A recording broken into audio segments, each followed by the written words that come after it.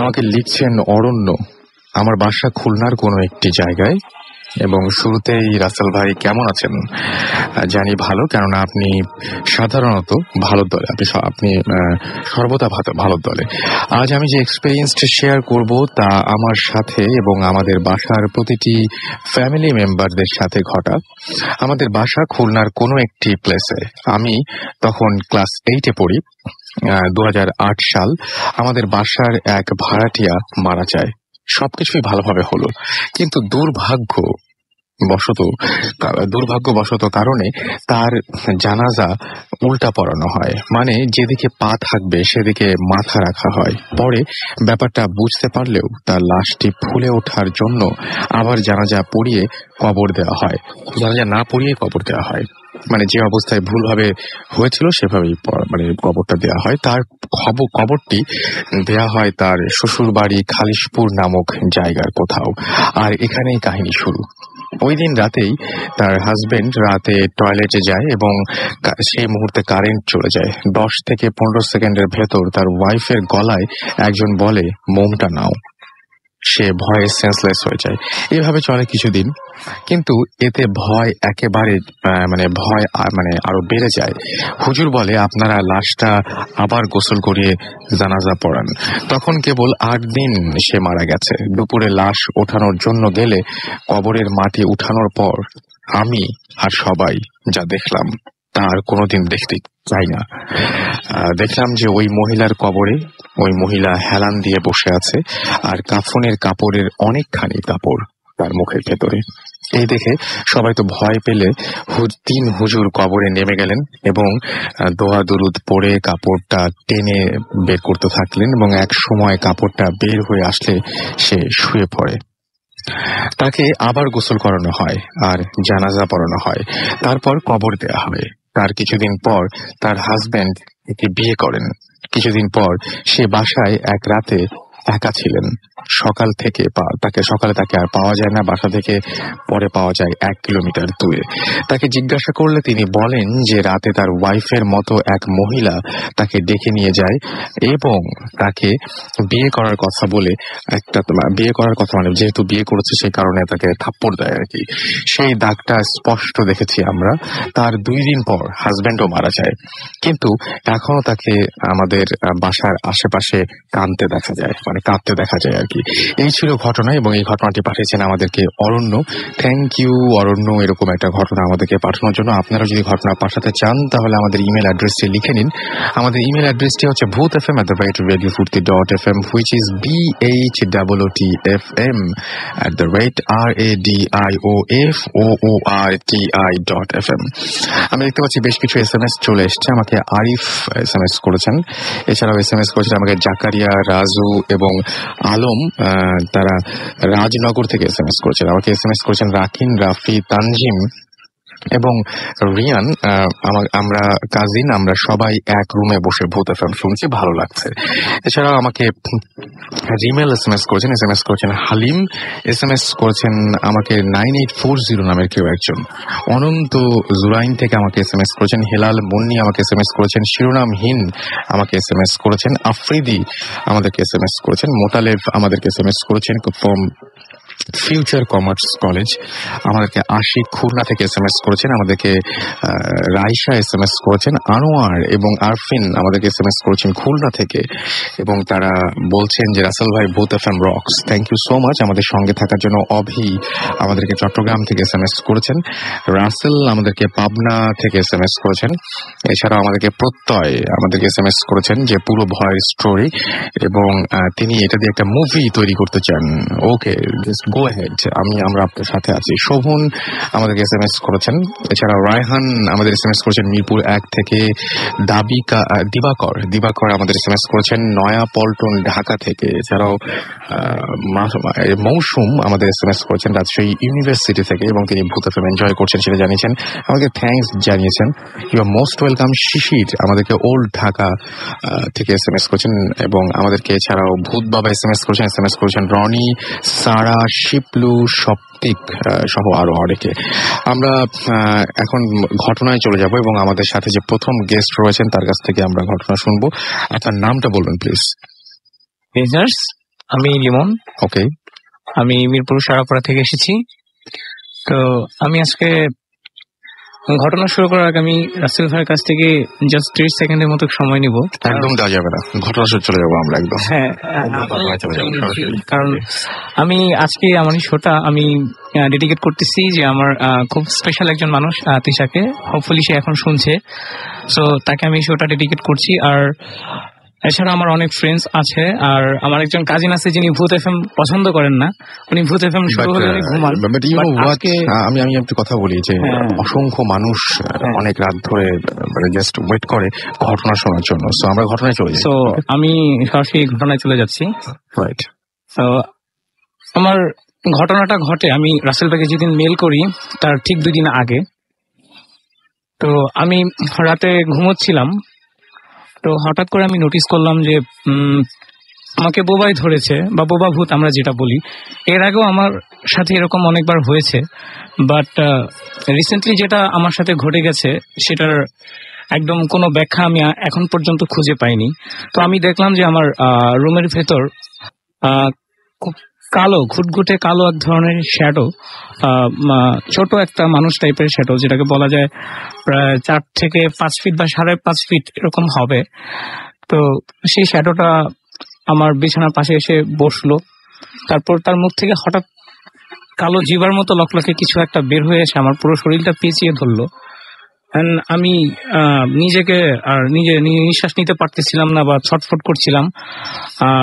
আমি আমার পাশের রুমে আমার ভাইকে আমি খুব জোরে জোরে ডাকছিলাম, বাট আমার গলা থেকে কোনো স্বর বেরোচ্ছিল না।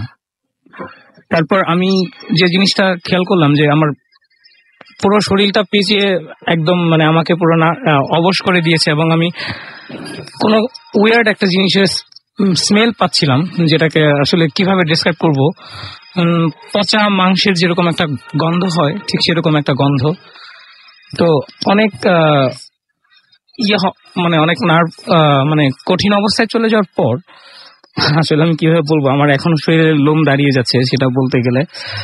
তো সেই অবস্থা থেকে আমি মুক্তি পাওয়ার জন্য অনেক সূরা টরা পড়ার চেষ্টা করি, বাট যতবার সূরা টরা পড়ার চেষ্টা করি সেটা আমার উপর আরো বেশি ফোর্স দেয়। অ্যাট লাস্ট আমি অনেক কষ্টে আয়াতুল কুরসি মনে আনার চেষ্টা করি, এবং যখন মনে আনি তখন পড়া শুরু করি। তারপর আস্তে আস্তে দেখলাম যে সেই শ্যাডোটার ভেতর থেকে যে জিহ্বাটা বের হয়ে আসছিল সেটা আস্তে আস্তে তার মুখের ভেতর ঢুকে গেল, এবং সেই কালো শ্যাডোটা আস্তে আস্তে আমার সামনে ক্লিয়ার হলো। মানে আমি জাস্ট দেখতে পেলাম মাত্র 3 সেকেন্ডের জন্য আমি আমার খুব প্রিয় একটা মানুষের ফেস দেখতে পেলাম, আমার খুব পরিচিত একটা মানুষের ফেস দেখতে পেলাম। তারপর সাথে সাথে সেটা মিলিয়ে গেল, এবং সেটা মিলিয়ে যাওয়ার পর আমি সাথে সাথে আমার ঘুম ভেঙে যায়, এবং আমি দেখি যে আমার পুরো শরীর ভেজা। অ্যান্ড আমি ওই মানে স্বপ্নে যে অবস্থায় মানে বোবা ধরায় অবস্থায় যে আমি গন্ধটা পেয়েছিলাম, পচা মাংসের গন্ধ, সেই গন্ধটা তখন আমার শরীর থেকে বেরোচ্ছে।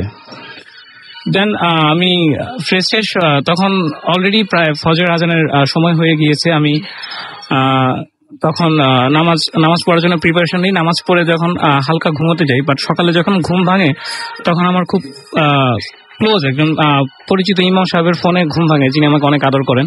তো তিনি আমাকে ফোন দিয়ে বলেন যে লিমন, তুমি একটু সেফ থাইকো, কারণ তোমার পিছনে তোমার খুব পরিচিত একজন মানুষ কুফরি করার চেষ্টা করছে, তুমি একটু সেফ থাইকো। বাট আমি এই জিনিসটার ঘটনা এখন পর্যন্ত আসলে আমি যে কি ব্যাখ্যা এটা আমি এখন খুঁজে পেলাম না। এর আগেও আমাকে বুবা ভূতে অনেকবার ধরেছে, বাট এরকম ফিলিংস বা এরকম এক্সপিরিয়েন্স আমি কখনো হইনি। তো এই ছিল আমার ঘটনা। থ্যাংক ইউ আপনার ঘটনার জন্য। এবং আমি দেখতে পাচ্ছি এর মধ্যে আরো কিছু SMS চলে এসছে, এবং আমাকে SMS করেছেন নাহিদ ফ্রম খুলনা থেকে, এবং আমাদেরকে SMS করেছেন স্পার্কিং রাজু। এছাড়া আমাদের SMS করেছেন রাব্বি আগ্রাবাদ চট্টগ্রাম থেকে। এটা তার প্রথম SMS, এবং প্রথম SMSটা আমি পড়ে ফেলেছি, কি সৌভাগ্য আমার। নোমান আমাকে SMS করেছেন রাঙামাটি থেকে, আশিক গৌরীপুর ময়মনসিং থেকে, এবং আমাদেরকে SMS করেছেন ইমরান মিলন, সাব্বির আবির, সুজন এবং তারা চারজন একসাথে খোলা মাঠে বসে আমাদের শুনছেন। আশিক, অনিক, বাবু, মিলি, মিম, তারপরে মিসকাত, এটা সবাই গ্যান্ডারিয়া থেকে আমাদের SMS করেছেন। মিল্টন আমাদেরকে নরসিংদী দাসপাড়া থেকে SMS করেছেন, আমাদেরকে রনক SMS করেছেন, এছাড়াও প্রবীর খুলনা থেকে SMS করেছেন আমাদেরকে মায়া, এছাড়াও রিফাত, সোনিয়া আমাদের SMS করেছেন মেহেরপুর থেকে মোহাম্মদ সোহেল, রাজু, ইমরান, এছাড়াও আমি দেখতে পাচ্ছি যে উষা মৌলিক আমাদের SMS করেছেন, অনন্ত জুরাইন থেকে আমাদের SMS করেছেন, জাকারিয়া, রাজু এবং আলম আমাদের SMS করেছেন, বিপ্র অ্যাপোলোরা আমাদেরকে SMS করেছেন, উজান পাবনা থেকে আমাদের SMS করেছেন, এছাড়া আমাদেরকে ফয়সাল SMS করেছেন, অমিত সরকার ময়মনসিংহ থেকে, রনি চট্টগ্রাম থেকে আমাদের SMS করেছেন। আমরা পরবর্তী গেস্টের কাছে যাব। আপনার ঘটনাটা একটু তার একটা ছোট্ট একটা ব্রেক লাগবে, রাইট? আচ্ছা, এটা আমার দোষ নয়। একটা ছোট্ট ব্রেকের পরে ফিরে আসছি। সো স্টে টিউনড রেডিও ফুর্তি এন্ড ডোন্ট স্টপ দ্য ফুর্তি। Haunted by Airtel.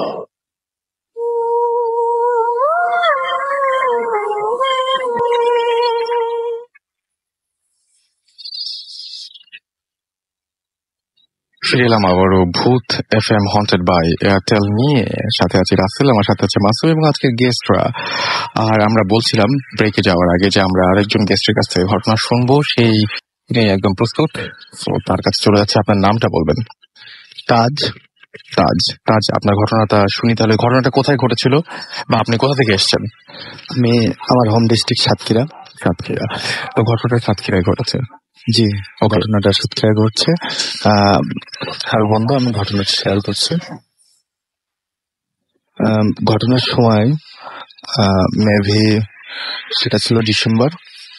আমার আব্বা নাই, আমি আর আমার আম্মা বাড়িতে একাই থাকি।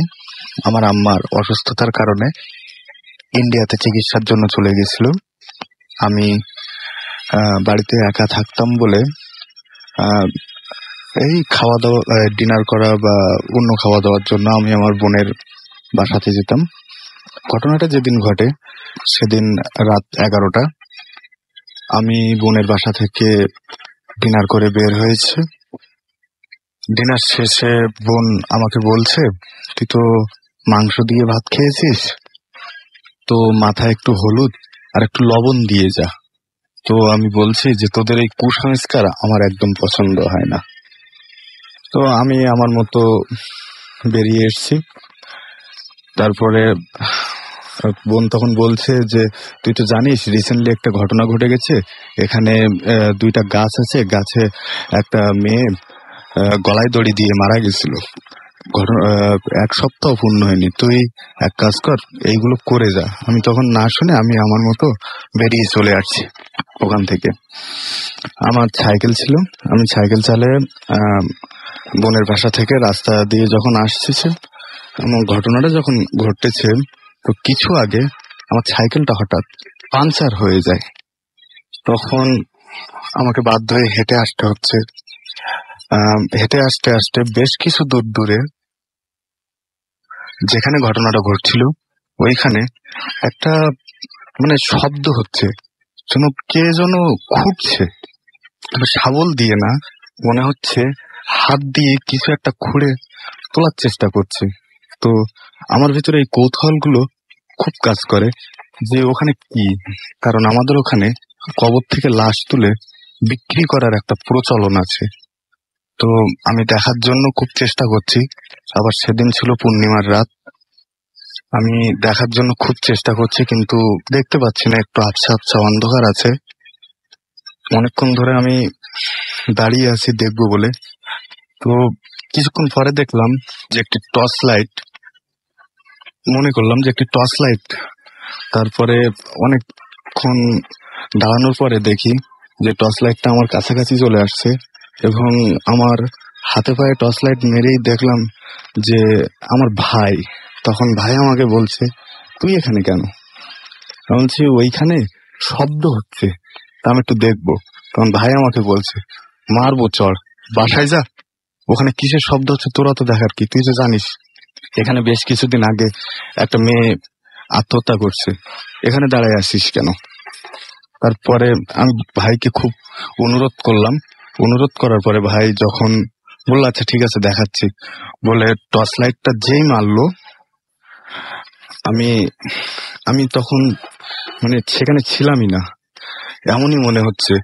দেখলাম কবর থেকে লাশ তুলে, আমি বুঝতেই পারতেছি না যে ওটা কুকুর না শিয়াল। বিভৎস একটা চেহারা, লাশ তুলে সে মেয়েটার পা চাবাই চাবাই খাচ্ছে এবং কাঁচা রক্ত বাহির হচ্ছে। তারপর ওই সিন দেখার পরে আমার ভাই আর আমরা দুজনের দিকে তাকাইছিলাম।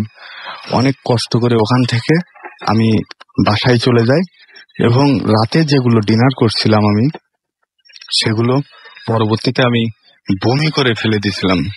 তো এই ছিল আপনার ঘটনা, রাইট? ওকে, অনেক ধন্যবাদ আপনাকে আপনার ঘটনার জন্য। আমি একটু SMS দেখে আসি। আমাকে MRI ফটোস, আচ্ছা, আমাদেরকে সিলেট থেকে SMS করেছেন। ম্যাড বয় আলামিন আমাদের SMS করেছেন, আমাদেরকে SMS করেছেন হাদি মনীষা, আমাদেরকে শাহানুর আলমগীর রাজশাহী থেকে, এবং আমাদেরকে কৌশিক আমাদেরকে SMS করেছেন দিগরাজ ডিগ্রি কলেজ মংলা বাগেরহাট থেকে। আমাদেরকে অস্থির বয় SMS করেছেন রনি চিটাগং থেকে। এছাড়া আমাদেরকে SMS করেছেন বিপ্লব হায়দার বিপ্লব হালদার এবং ফাল্গুনি হালদার বরিশাল থেকে, এবং তিনি বলছেন যে ভূত FM ভেরি ডেঞ্জারাস গসিপ। আচ্ছা, তিনি বলতেছেন আজকে ঘটনাগুলো মনে হয় সম্ভবত আমাদের কাছে অনেক ভয়ঙ্কর লাগছে। তপু রাজশাহী থেকে SMS করেছেন। এছাড়াও আমাদেরকে SMS করেছেন লিঙ্গন। এছাড়াও আমাদেরকে SMS করেছেন দেখতে পাচ্ছি রায়হান রাজশাহী ইউনিভার্সিটি থেকে। নানু আমাদের SMS করেছেন MM কলেজ যশোর থেকে। আকাশ সিলেট থেকে আমাদের SMS করেছেন। তৃষা আমাদেরকে SMS করেছেন, এবং আমাদেরকে SMS করেছেন শাওন তিতুমির কলেজ থেকে। হেলাল খান গুলশান থেকে SMS করেছেন। শিমুল আমাদেরকে SMS করেছেন, এবং তিনি আজকের ঘটনাগুলো ডিফারেন্টের জন্য আমাদেরকে থ্যাঙ্কস জানিয়েছেন। এভিল ডেড আমাদের SMS করেছেন, এবং তিনি ভূত FM আসতে চান। তো আমি যারা আসতে চান, যারা ভূত FM পার্টিসিপেট করতে চান, এখানে উপস্থিত থেকে ঘটনা শেয়ার করতে চান, তাদেরকে বলবো আপনার নাম, ঠিকানা এবং ফোন নাম্বার সহ আপনার ঘটনাটি আমাদের লিখে পাঠান। এবং লিখে পাঠানোর ঠিকানাটি হচ্ছে bhutfm@radiofurti.fm, which is BHWTFM @radioforti.fm। উপমা রাজশাহী থেকে SMS করেছেন। SMS করে লিখেছেন যে রাসেল, হাউ আর ইউ? আমি সবসময় ভালো থাকি এবং সবসময় ভালোর দলে। মিল্টন লিখেছেন নরসিংদী দাসপাড়া থেকে, এবং আজকের ঘটনাগুলো তার কাছে জোস লাগছে। থ্যাংক ইউ আমাদের সঙ্গে থাকার জন্য এত রাত পর্যন্ত। মাহফুজ আমাদেরকে খুলনা থেকে SMS করেছেন। মনির এবং প্রীতু আমাদের SMS করেছেন ময়মনসিং থেকে, তারা আমাদের সঙ্গে আছেন জানিয়েছেন। মৌটুসি উত্তরা থেকে SMS করেছেন, আমাদেরকে SMS করেছেন। দেখতে পাচ্ছি গ্লোরি সিলেট থেকে SMS করেছেন। এছাড়াও বাঁধন আমাদের SMS করেছেন, খুব এনজয় করছেন তিনি আমাদেরকে। এছাড়াও অন্তু খুলনা থেকে SMS করেছেন। তৌহিদুল SMS করেছেন। আরো অনেকে যারা SMS পাঠাতে চান বা এই মুহূর্তে জয়েন করলেন এবং SMS পাঠানোর নিয়মটি জানেন না, তাদেরকে বলি আপনার এয়ারটেল নাম্বার থেকে বা অন্য যে কোনো নাম্বার থেকে আপনি টাইপ করুন SHOUT শাউট স্পেস আপনার নাম স্পেস আপনার মেসেজ, পাঠিয়ে দিন 9840 নাম্বারে। আমার কাছে আরো একটা ঘটনা রয়েছে, তবে তার একটা ছোট্ট ব্রেকে যাবো। ব্রেকের পরে ফিরে আসছি এক্ষুনি। Radio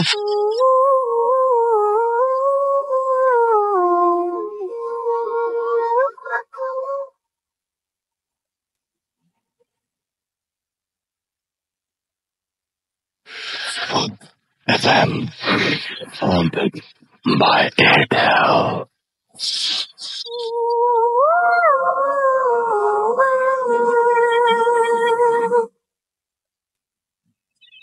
শুনছেন সবসময় রেডিও ফুর্তি, চলছে ভূত FM হন্টেড বাই এয়ারটেল। আমি রাস্তাল আছি, সাথে আমার সাথে আছে মাসুম এবং আজকের গেস্টরা। আরো একজনের ঘটনা পড়তে চাই, যিনি এই মুহূর্তে স্টুডিওতে উপস্থিত হতে পারেননি, কিন্তু তার ঘটনাটি লিখে পাঠিয়েছেন আমাদেরকে। আমি আশা করি যে একটু ডিফারেন্ট লাগবে আপনাদের কাছে এই ঘটনাটি। আমাকে লিখছেন তাবিজের নাম শুনে নাই এমন লিসনার হয়তো খুঁজে পাওয়া মুশকিল। সবাই জানেন এই বিজ্ঞানের যুগে এইসব তাবিজ কবজের কোনো মূল্য নেই। অনেকে তো বিশ্বাসই করেন না, বিশেষ করে যারা পরম ধার্মিক এবং নাস্তিক। আমার এই কথাগুলোকে সোজা উড়িয়ে দেবেন, বলবেন যে তারপর ডট ডট। যাই হোক, কথা না বাড়িয়ে শুরু করি, কিন্তু কথা কোথা থেকে শুরু করব সেটাই বুঝতে পারছি না। ঠিক আছে, আমার দেখা প্রথম ঘটনা দিয়ে শুরু করি। আমি তখন ছাত্র, মাত্র ক্লাস 2-তে পড়ি। আমি জন্ম থেকে দেখে আসছি আমার দাদু গ্রামে ডাক্তারি করেন। উনি ডাক্তার হিসেবে খুব জনপ্রিয়, এতই জনপ্রিয় যে ওনার নামে আমাদের গ্রামের রাস্তার নামকরণ করা হবে এমন একটা ভাব। উনি বেশি জনপ্রিয় ছিলেন ওনার বিনা পয়সায় চিকিৎসার জন্য। আমার বাবারা 7 বোন 4 ভাইয়ের সংসার চলে না খেয়ে থেকেছেন নিজেরা, তবুও গরিবদের কাছ থেকে 1 টাকাও উনি নিতেন না। অনেক অনেক দূরে দূরে গিয়ে তিনি বিনে পয়সায় রোগী দেখে আসতেন। এমন ভালো মানুষের যে শত্রু থাকতে পারে সেটা সেই ছোটবেলায় জানতাম না। আমার দাদুর ছোট ভাইয়ের বউ আমার দাদি সম্পর্কে হন উনি, এবং উনি দাদুকে একদম দেখতে পারতেন না।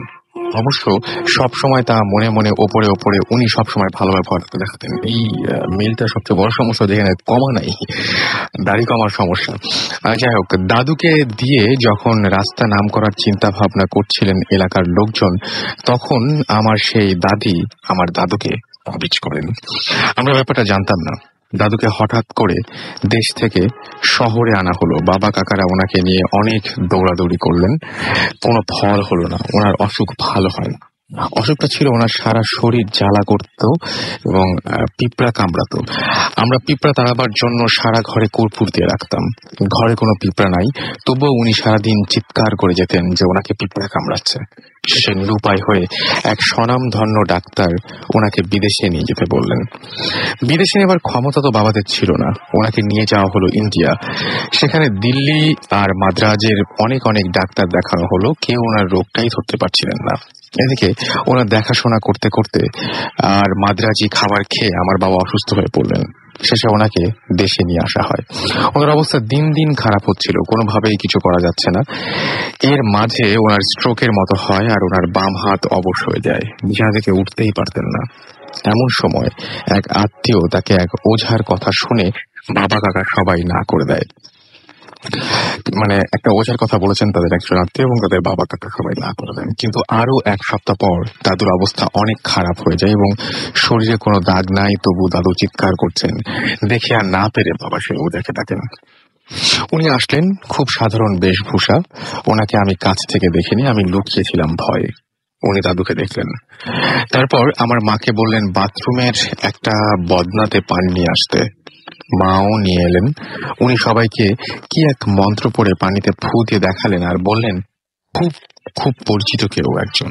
দাদুর চুল বেঁধে একটা পুতুল মন্ত্র পড়ে সেটার গায়ে অনেকগুলো সূঁচ ফুটিয়ে আমাদের পাশের আম গাছে ঝুলিয়ে দিয়েছে। গাছে বাতাসে সেই পুতুল দোলে আর আমার দাদু চিল্লান। এর মাঝে একটা কাক সেই পুতুলের একটা হাতে ঠোকর মেরেছে বলে দাদুর 1 হাত প্রায় অচল হয়ে গেছে। এটা আর ভালো হবে না, তবে পুতুলটা খুলে আনতে হবে, না হলে দাদু মারা যাবেন এভাবেই। তারপর যে এই কাজ করেছে তার নামের প্রথম অক্ষর দেখালেন। আমরাও 2-2 4 মিলিয়ে নিলাম, কিন্তু কিছুই বলতে পারলাম না। আমাদের পরিবারের সবাই শিক্ষিত, আমরা এই কথা গ্রামে বললে আমাদের দুর্নাম হবে ভেবে বাবা কাউকে জানালেন না। পরদিন সেই পুতুলটা খুলে নিয়ে এলেন আমাদের গ্রাম থেকে। তার পরের দিন দাদুর অবস্থা খুব খারাপ। ওনাকে অক্সিজেন দেয়া হয়েছে, সেন্স ছিল না। এমন অবস্থায় সেই ওঝা একটা একটা করে পুতুলের গা থেকে সূচ খুলছে।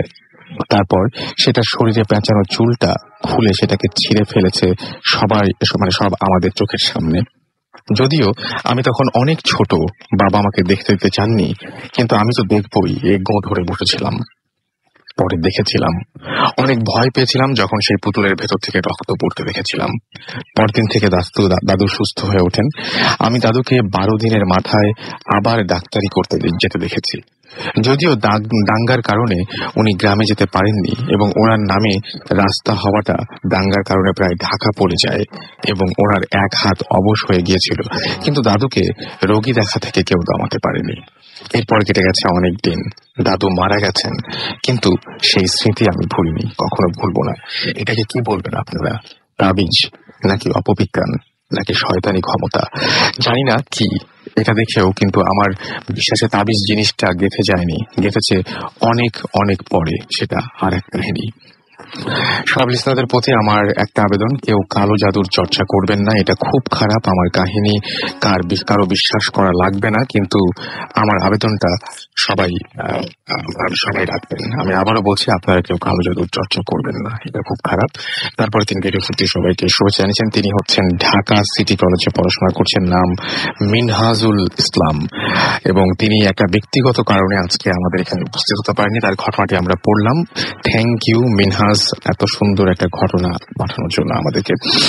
আমি দেখতে পাচ্ছি যে আমার কাছে এর মধ্যেও আবারও SMS চলে এসছে। আবির, রুবেল আমাদেরকে লক্ষ্মী বাজার থেকে SMS করেছেন, রিপন SMS করেছেন জগন্নাথ ইউনিভার্সিটি থেকে, দিদার আমাদের SMS করেছেন আমাদেরকে, এছাড়াও অজয়, রাজীব, উজ্জ্বল, এছাড়াও বিথি আমাদের SMS করেছেন, নাজু আমাদের SMS করেছেন বি হায়দার, এছাড়াও আমাদেরকে SMS করেছেন গোরস্তানের দারোয়ান, তুহিন আমাদেরকে SMS করেছেন কামরাঙ্গীর চর থেকে, জিসান আমাদেরকে দরগাপাড়া রাজশাহী থেকে SMS করেছেন, আমাদেরকে SMS করেছেন এছাড়াও এনামুল, এবং এছাড়া আমাদের উত্তরা থেকে আমাদেরকে মহান সিলভার SMS করেছেন, শাহিন আমাদেরকে SMS করেছেন, এছাড়াও আমাদেরকে SMS করেছেন দেখতে পাচ্ছি রায়হান রাজশাহী কলেজ থেকে, এবং আমাদেরকে SMS করেছেন Raju Akter Zakir from BCMC college Jessore থেকে, ডিজে প্রাম আমাদের SMS করেছেন, দিবা আমাদের SMS করেছেন ইতর ভূত, এছাড়াও মঈন আমাদের বাগেরহাট থেকে SMS করেছেন, এছাড়াও সাইদ, সবুজ, ফিরোজ তারা আমাদের SMS করেছেন, তারা সবাই একসাথে আমাদের প্রোগ্রামটি শুনছেন। খালেদ আমাদেরকে SMS করেছেন, এছাড়াও SMS করেছেন ইব্রাহিম আইডিয়াল ম্যাটস থেকে, এছাড়াও সৌরভ আমাদের SMS করেছেন ঢাকা সিটি কলেজ থেকে। যাই হোক, আমাদেরকে বিদেশি লিসনার রয়েছেন, অনেকেই রয়েছেন আসলে, ইনফ্যাক্ট তারা সবাই সবসময় আমাদের সাথে যোগাযোগ রাখছেন, বিভিন্ন সময় ইমেইলে তাদের ঘটনাগুলো আমাদেরকে পাঠাচ্ছেন, এবং অনেকেই ফাইল যে সমস্ত ঘটনাগুলো বড় হয় সেই সমস্ত ঘটনাগুলো আমরা সাজেস্ট করি যে আপনারা রেকর্ড করে সেই অডিও ফাইলটি আমাদের পাঠিয়ে দিন, সেরকমও অনেকে পাঠাচ্ছেন, এবং আমরা যেগুলো ঘটনা ভালো লাগছে আমাদের কাছে এবং যেগুলো ঘটনা নির্বাচিত সেই সমস্ত ঘটনা আপনাদের সামনে আমরা প্রেজেন্ট করছি। সো সেইরকমই একটা ঘটনা আমাদেরকে পাঠিয়েছেন আমাদের একজন লিসনার। চলুন শুনি তার ঘটনাটি, এবং এটা কিন্তু রেকর্ডেড ভার্সন, তিনি এখানে উপস্থিত নেই কারণ দেশের বাইরে থেকে এখানে এসে উপস্থিত হওয়া সম্ভব নয়। আপনারা শুনুন।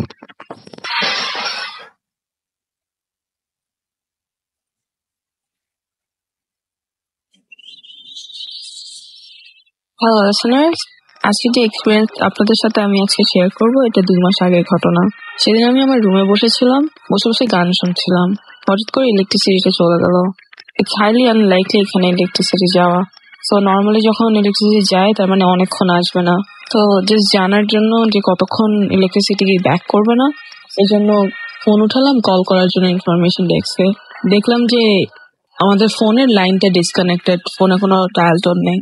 নোটিস করলাম 9টা বাজে।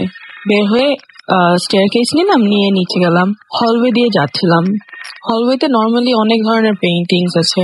ইমার্জেন্সি লাইটে দেখলাম যে পেইন্টিংস গুলি মিসিং। লাইক নর্মালি আর্ট স্টুডেন্টরা অনেক রকম পেইন্টিং করে হলওয়েতে, ওই পেইন্টিং গুলি আর নেই। ইনস্টেড ওখানে কিছু সাইন্স ছিল, সার্কেল শেপ, তার মাঝখানে স্টার আঁকা, পুরো হলওয়ে এরকম সাইন্স দিয়ে আঁকা। তাও হেঁটে গেলাম। হঠাৎ করে একটা আজব ধরনের ফিলিং পেলাম আমার পায়ের কাছে, কেউ আমার পাটাকে অনেক জোরে ধরে রেখেছে। আমার হাঁটতে আমার অনেক কষ্ট হচ্ছিল, অনেক ব্যথাও পাচ্ছিলাম। মনে করলাম হয়তোবা অনেক ভয় পাচ্ছি, তো এই জন্য হয়তোবা এইরকম ফিলিংস হচ্ছে। তাও হেঁটে গেলাম কারণ ইনফরমেশনটা জানা খুব জরুরি ছিল। হলওয়ে ক্রস করে ইনফরমেশন ডেস্কের সামনে গেলাম। ওখানে কেউ ছিল না। স্টুডেন্ট লাউঞ্জে অনেক আওয়াজ শুনছিলাম স্টুডেন্টদের। স্টুডেন্ট লাউঞ্জে হেঁটে গেলাম। স্টুডেন্ট লাউঞ্জে যেতেই দেখলাম যে অনেক স্টুডেন্টসরা ওখানে। Everyone was talking to each other, আমাকে টোটালি অ্যাভয়েড করছিল। স্টিল হেঁটে একজন সামনে গেলাম। মেয়েটাকে যে জিজ্ঞেস করলাম, hi, do you know when the electricity is going to be back? আমার দিকে তাকিয়ে এত জোরে চিৎকার করে উঠলো, বললো যে get out of this room right now, what are you doing here, you are not supposed to be here. ভয় পেয়ে গেলাম। আশেপাশে সব আওয়াজও মনে হয় যেন বন্ধ হয়ে গেল। আশেপাশে তাকালাম, কেউ নেই। মেয়েটার দিকে তাকাতেই দেখলাম মেয়েটাও নেই। ভয় পেলাম, অনেক ভয় পেলাম।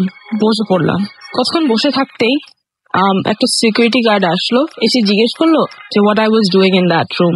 ইট ওয়াজ 1 AM in the morning. আমি আরো ভয় পেয়ে গেলাম। আমি 10 মিনিট আগে আসলাম, এত তাড়াতাড়ি 1 AM কিভাবে হয়ে গেল? তারপর জিজ্ঞেস করলাম যে আমি তো ইলেকট্রিসিটির কথা জানতে এসেছিলাম যে কখন ইলেকট্রিসিটি ব্যাক করবে। আমার দিকে তাকিয়ে বলল যে ইলেকট্রিসিটি তো কখনো যায়নি। আমি সিকিউরিটি গার্ডের কথায় আরো অবাক হয়ে গেলাম। আশেপাশে তাকিয়ে দেখলাম আসলেই তো ইলেকট্রিসিটি ছিল, তাহলে আমি কেন দেখিনি।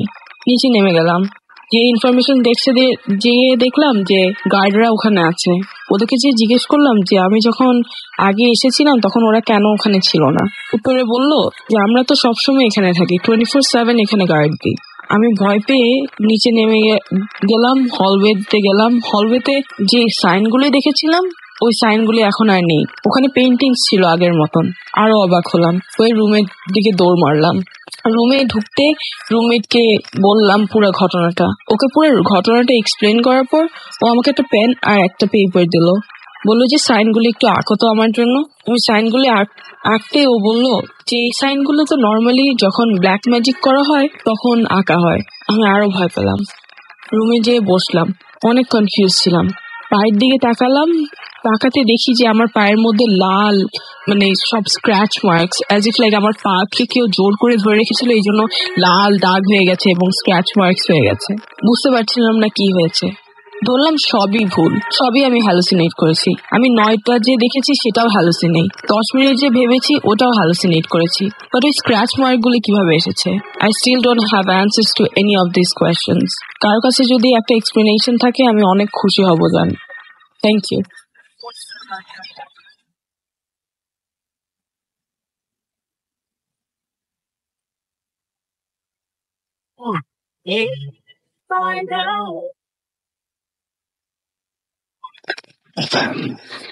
On the my Airtel.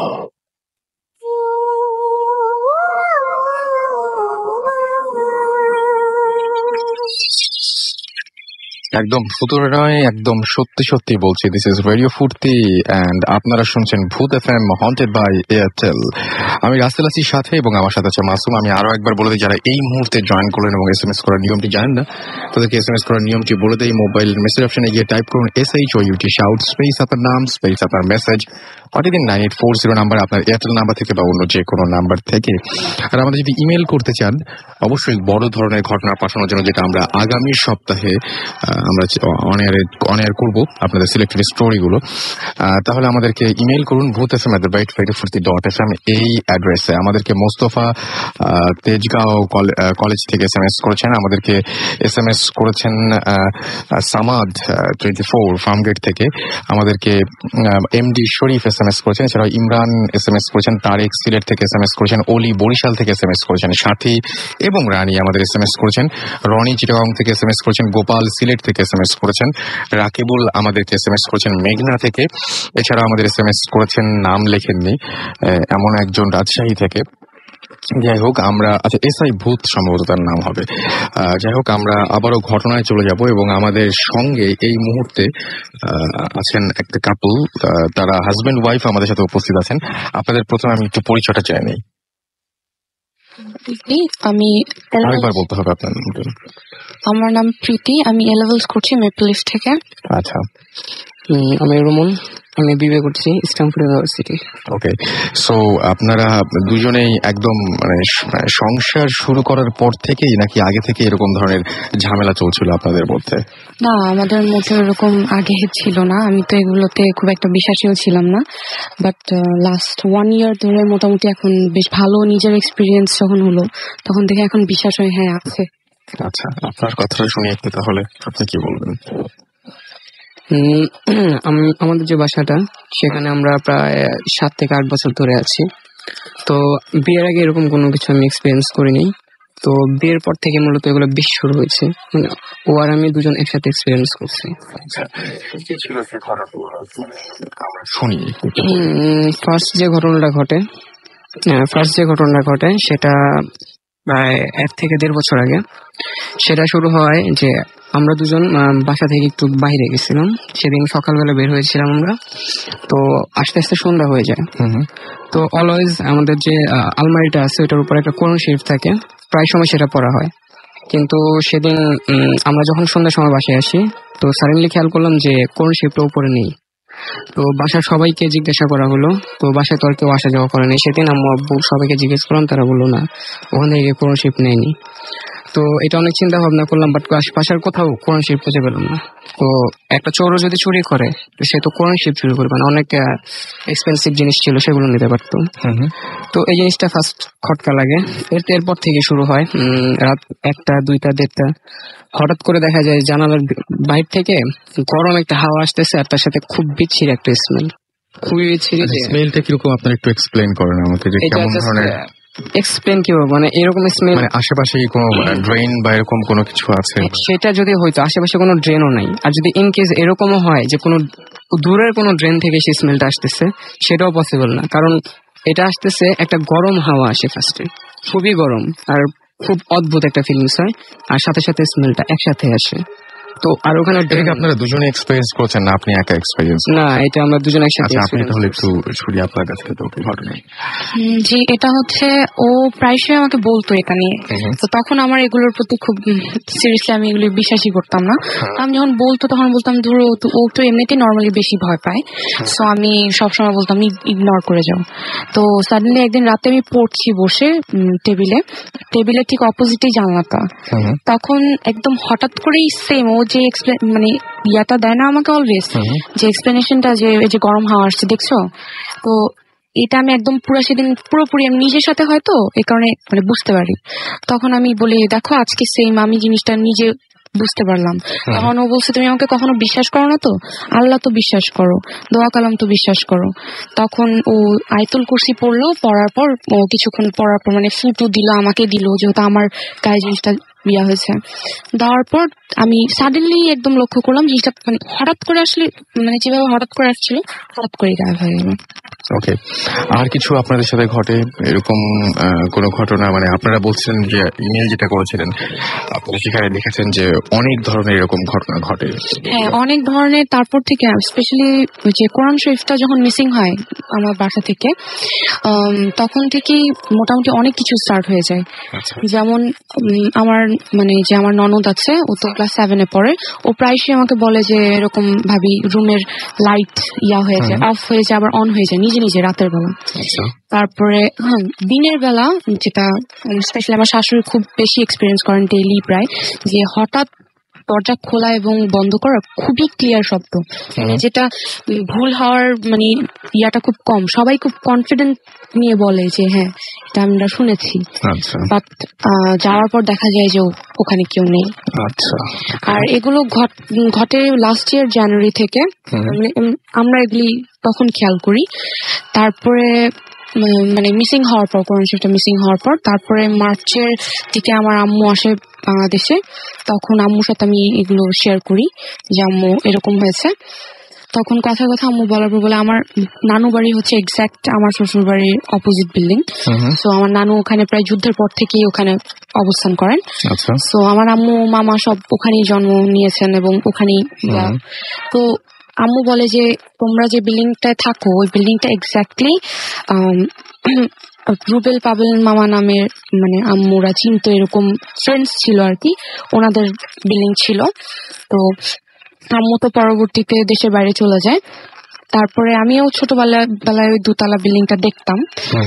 So ওই বিল্ডিংটায় আপনার ওনার মা মারা গিয়েছিলেন, মানে আমাদের মা এবং বাবা মারা গিয়েছেন। অস্বাভাবিক মানে একটা অস্বাভাবিক মৃত্যু হয় ওনাদের। এটা নানুর কাছ থেকে, পরে আমি ডিটেলসটা নানুর কাছ থেকে শুনি যে ওনাদের অ্যাকচুয়ালি নানি যে ছিলেন উনি খুব ভয় পেয়ে মারা গিয়েছিলেন, চিৎকার করে ভয় পেয়ে মারা গিয়েছিলেন। তারপরেই ওনার ওই জমিটা ত্যাগ করে চলে যাওয়ার পর বিল্ডার্সরা ওখানে বাড়ি করে, এক্স্যাক্টলি ওই প্লেসটাই এখন আমাদের ফ্ল্যাটটা। আচ্ছা, তো মানে এটাও একটা কারণ, তার মানে যে এই সমস্ত জিনিস ঘটছে এটা আপনার মার মত যে এরকম একটা কারণ? না, উনি কারণ বলেনি, বাট বলেছে যে এই জিনিসটা অ্যাকচুয়ালি অনেক আগে থেকেই হন্টেড।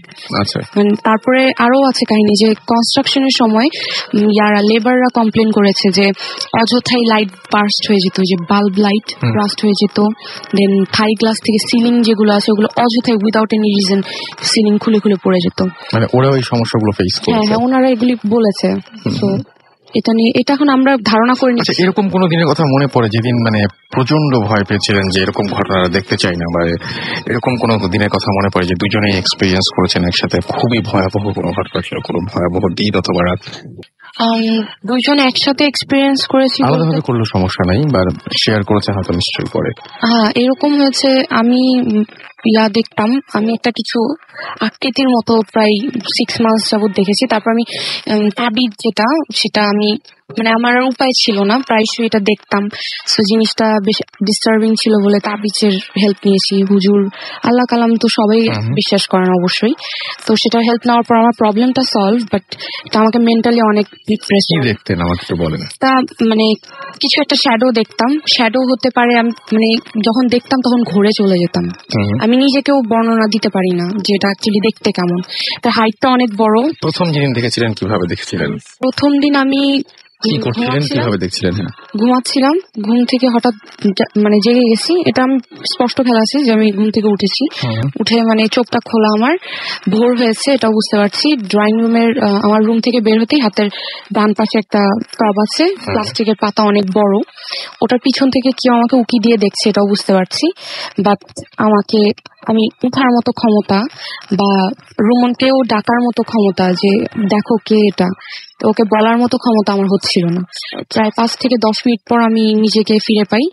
তারপরে আমি জিনিসটা আর দেখতে পাই না, তবে যা যা দেখেছিলাম যে ড্রয়িং রুমটা অন্ধকার, তার থেকে আরেকটা একটু কাহিনী ছিল যে আমার রুম অলওয়েজ রাতে আমি লক করে ঘুমাই।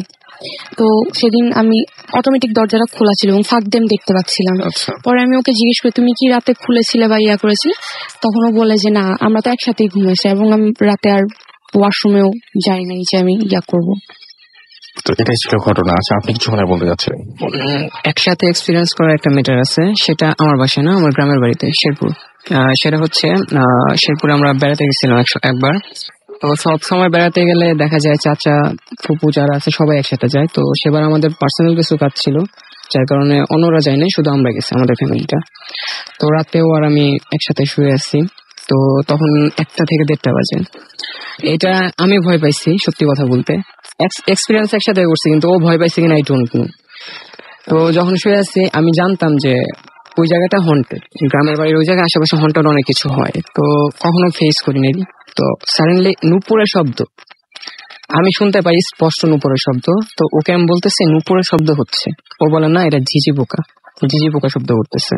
তো আমি বলি না, আমি শিওর এটা নুপুরের শব্দ। পরে অনেকক্ষণ ধরে এটা হচ্ছে, মানে কেউ যদি লাফায় লাফায় দৌড়ায় না, এক্স্যাক্টলি ওই রকম একটা শব্দ হচ্ছে। ও তখন বললো না অ্যাকচুয়ালি ঠিকই বলছো, নুপুরের শব্দ। তো আমি নড়তেও পারছিল না, সাহসও হচ্ছিল না যে জানালাটা দিয়ে দেখবো যে এটা কে করতেছে।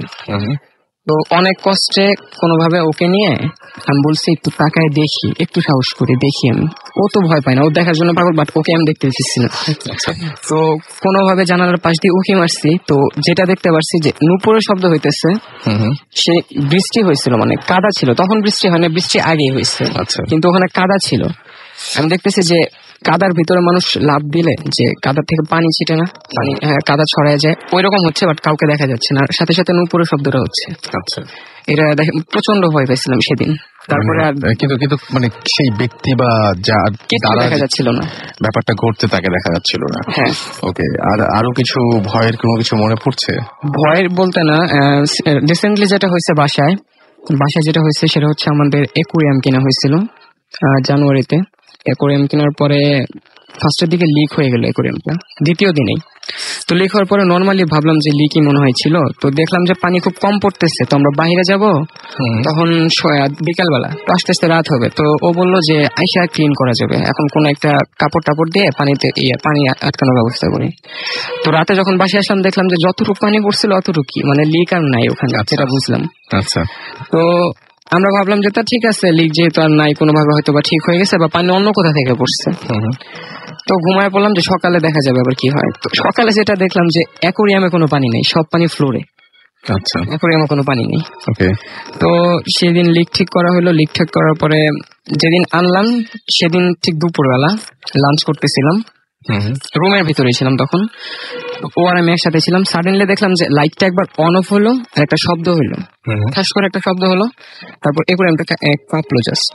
তারপরে ভাবলাম যে কি হলো, দেখলাম কিছু বুঝলাম না, দেখলাম হালকা পানি বেরোচ্ছে। তারপরে মাছগুলো সব বালতিতে আলাদা করে অ্যাকুরিয়ামটা ক্লিন করব, তখন দেখি যে একটা ক্রস চিহ্ন, অ্যাকুরিয়ামের তলাটা ক্রস চিহ্ন হয়ে ফেটে গেছে। তো এটা দেখলাম, এটাও সিম্পল নিলাম, এটা কিভাবে হয় আই ডোন্ট নো, বাট এটাও সিম্পলি নিলাম। তারপর নিউ অ্যাকুরিয়াম আনার পরে সেটাও ভালোই চলতেছিল, ঠিকই ছিল সবকিছু, এরপরে লিক টিক কিছু হয়নি। কিন্তু ওই যে বালতিতে মাছ ছিল, তখন ওই যে অ্যাকুরিয়াম পাথর থাকে না মাছের, ওই পাথর কেউ যদি ছুঁড়ে মারে বালতিতে যেরকম শব্দ হবে, প্রতিনিয়ত রাতে সেই শব্দটা হয়, প্রতিনিয়ত। আর সবচেয়ে মজার ব্যাপার হচ্ছে যে আমাদের অনেকগুলো মাছ ছিল, প্রায় 27-28টা। প্রতিদিন মানে 2-3 দিন পর পর একটা করে মাছ মিসিং হতো। আপনার সেই বিড়াল টিড়াল এরকম না, বেড়াল টেরাল কোনো কিছু বাসাতে ঢোকার কোনো চান্স নেই। তারপরে মানে অ্যাকুরিয়াম থেকে বিড়াল মাছ বের করাটা কোনো আর সবচেয়ে বড় কথা হচ্ছে অ্যাকুরিয়ামটা হুড দেওয়া ছিল। আর সবচেয়ে ভয়ানক ব্যাপার হচ্ছে একদিন সন্ধ্যার সময় এসে দেখি একটা মাছ যেটা মিসিং হয়েছিল সেটা আমরা পাইছি। সেটা ছিল আমাদের অ্যাকুরিয়াম থেকে জানালাটা অনেকখানি দূরে, একটা মাছের পক্ষে জাম্প করা সম্ভব না। আর অ্যাকুরিয়ামে হুড লাগানো ছিল, বাট সন্ধ্যার সময় এসে দেখলাম যে অ্যাকুরিয়ামটা হুড লাগানোই, কিন্তু জানালার সামনে যখন গেছে এমনিতেই দেখি ওখানে টবের উপর, আমার ফুলের টব আছে জানালার বাইরে গ্রিল করা, ওখানে একটা মাছ পড়ে আছে যেটা অ্যাকুরিয়ামের ভিতরে ছিল, আর সেটা মরা। মাছ অ্যাকুরিয়াম থেকে বের হয়ে যাওয়া খুব মুশকিল আসলে, মানে এটা তো ডিপ সি না, আর এখানে ফ্লাইং ফিশ জাতীয় কোনো কিছু নেই। আচ্ছা, থ্যাংক ইউ সো মাচ আপনাদেরকে এরকম ঘটনা শেয়ার করার জন্য।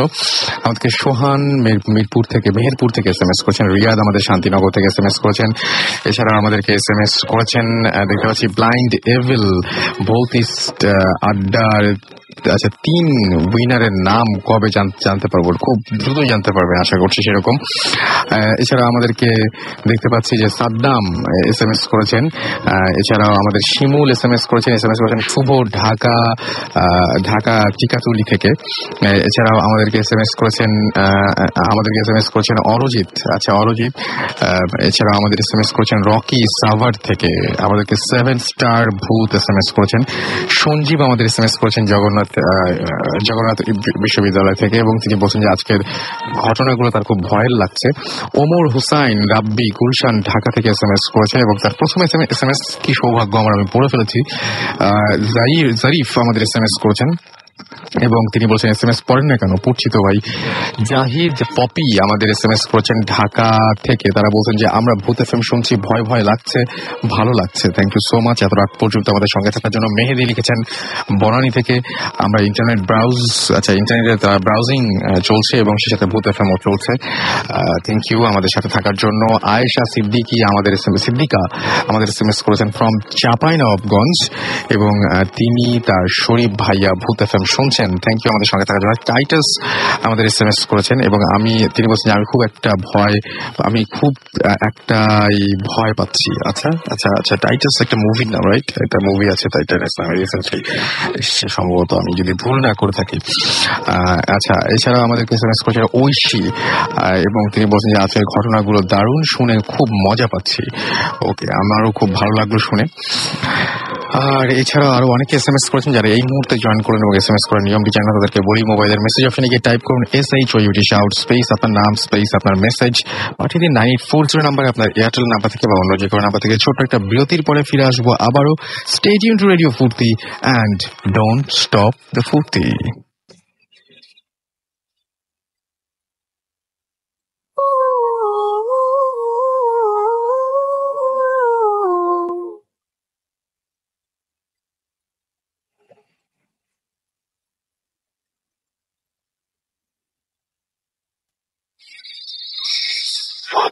FM haunted by Airtel.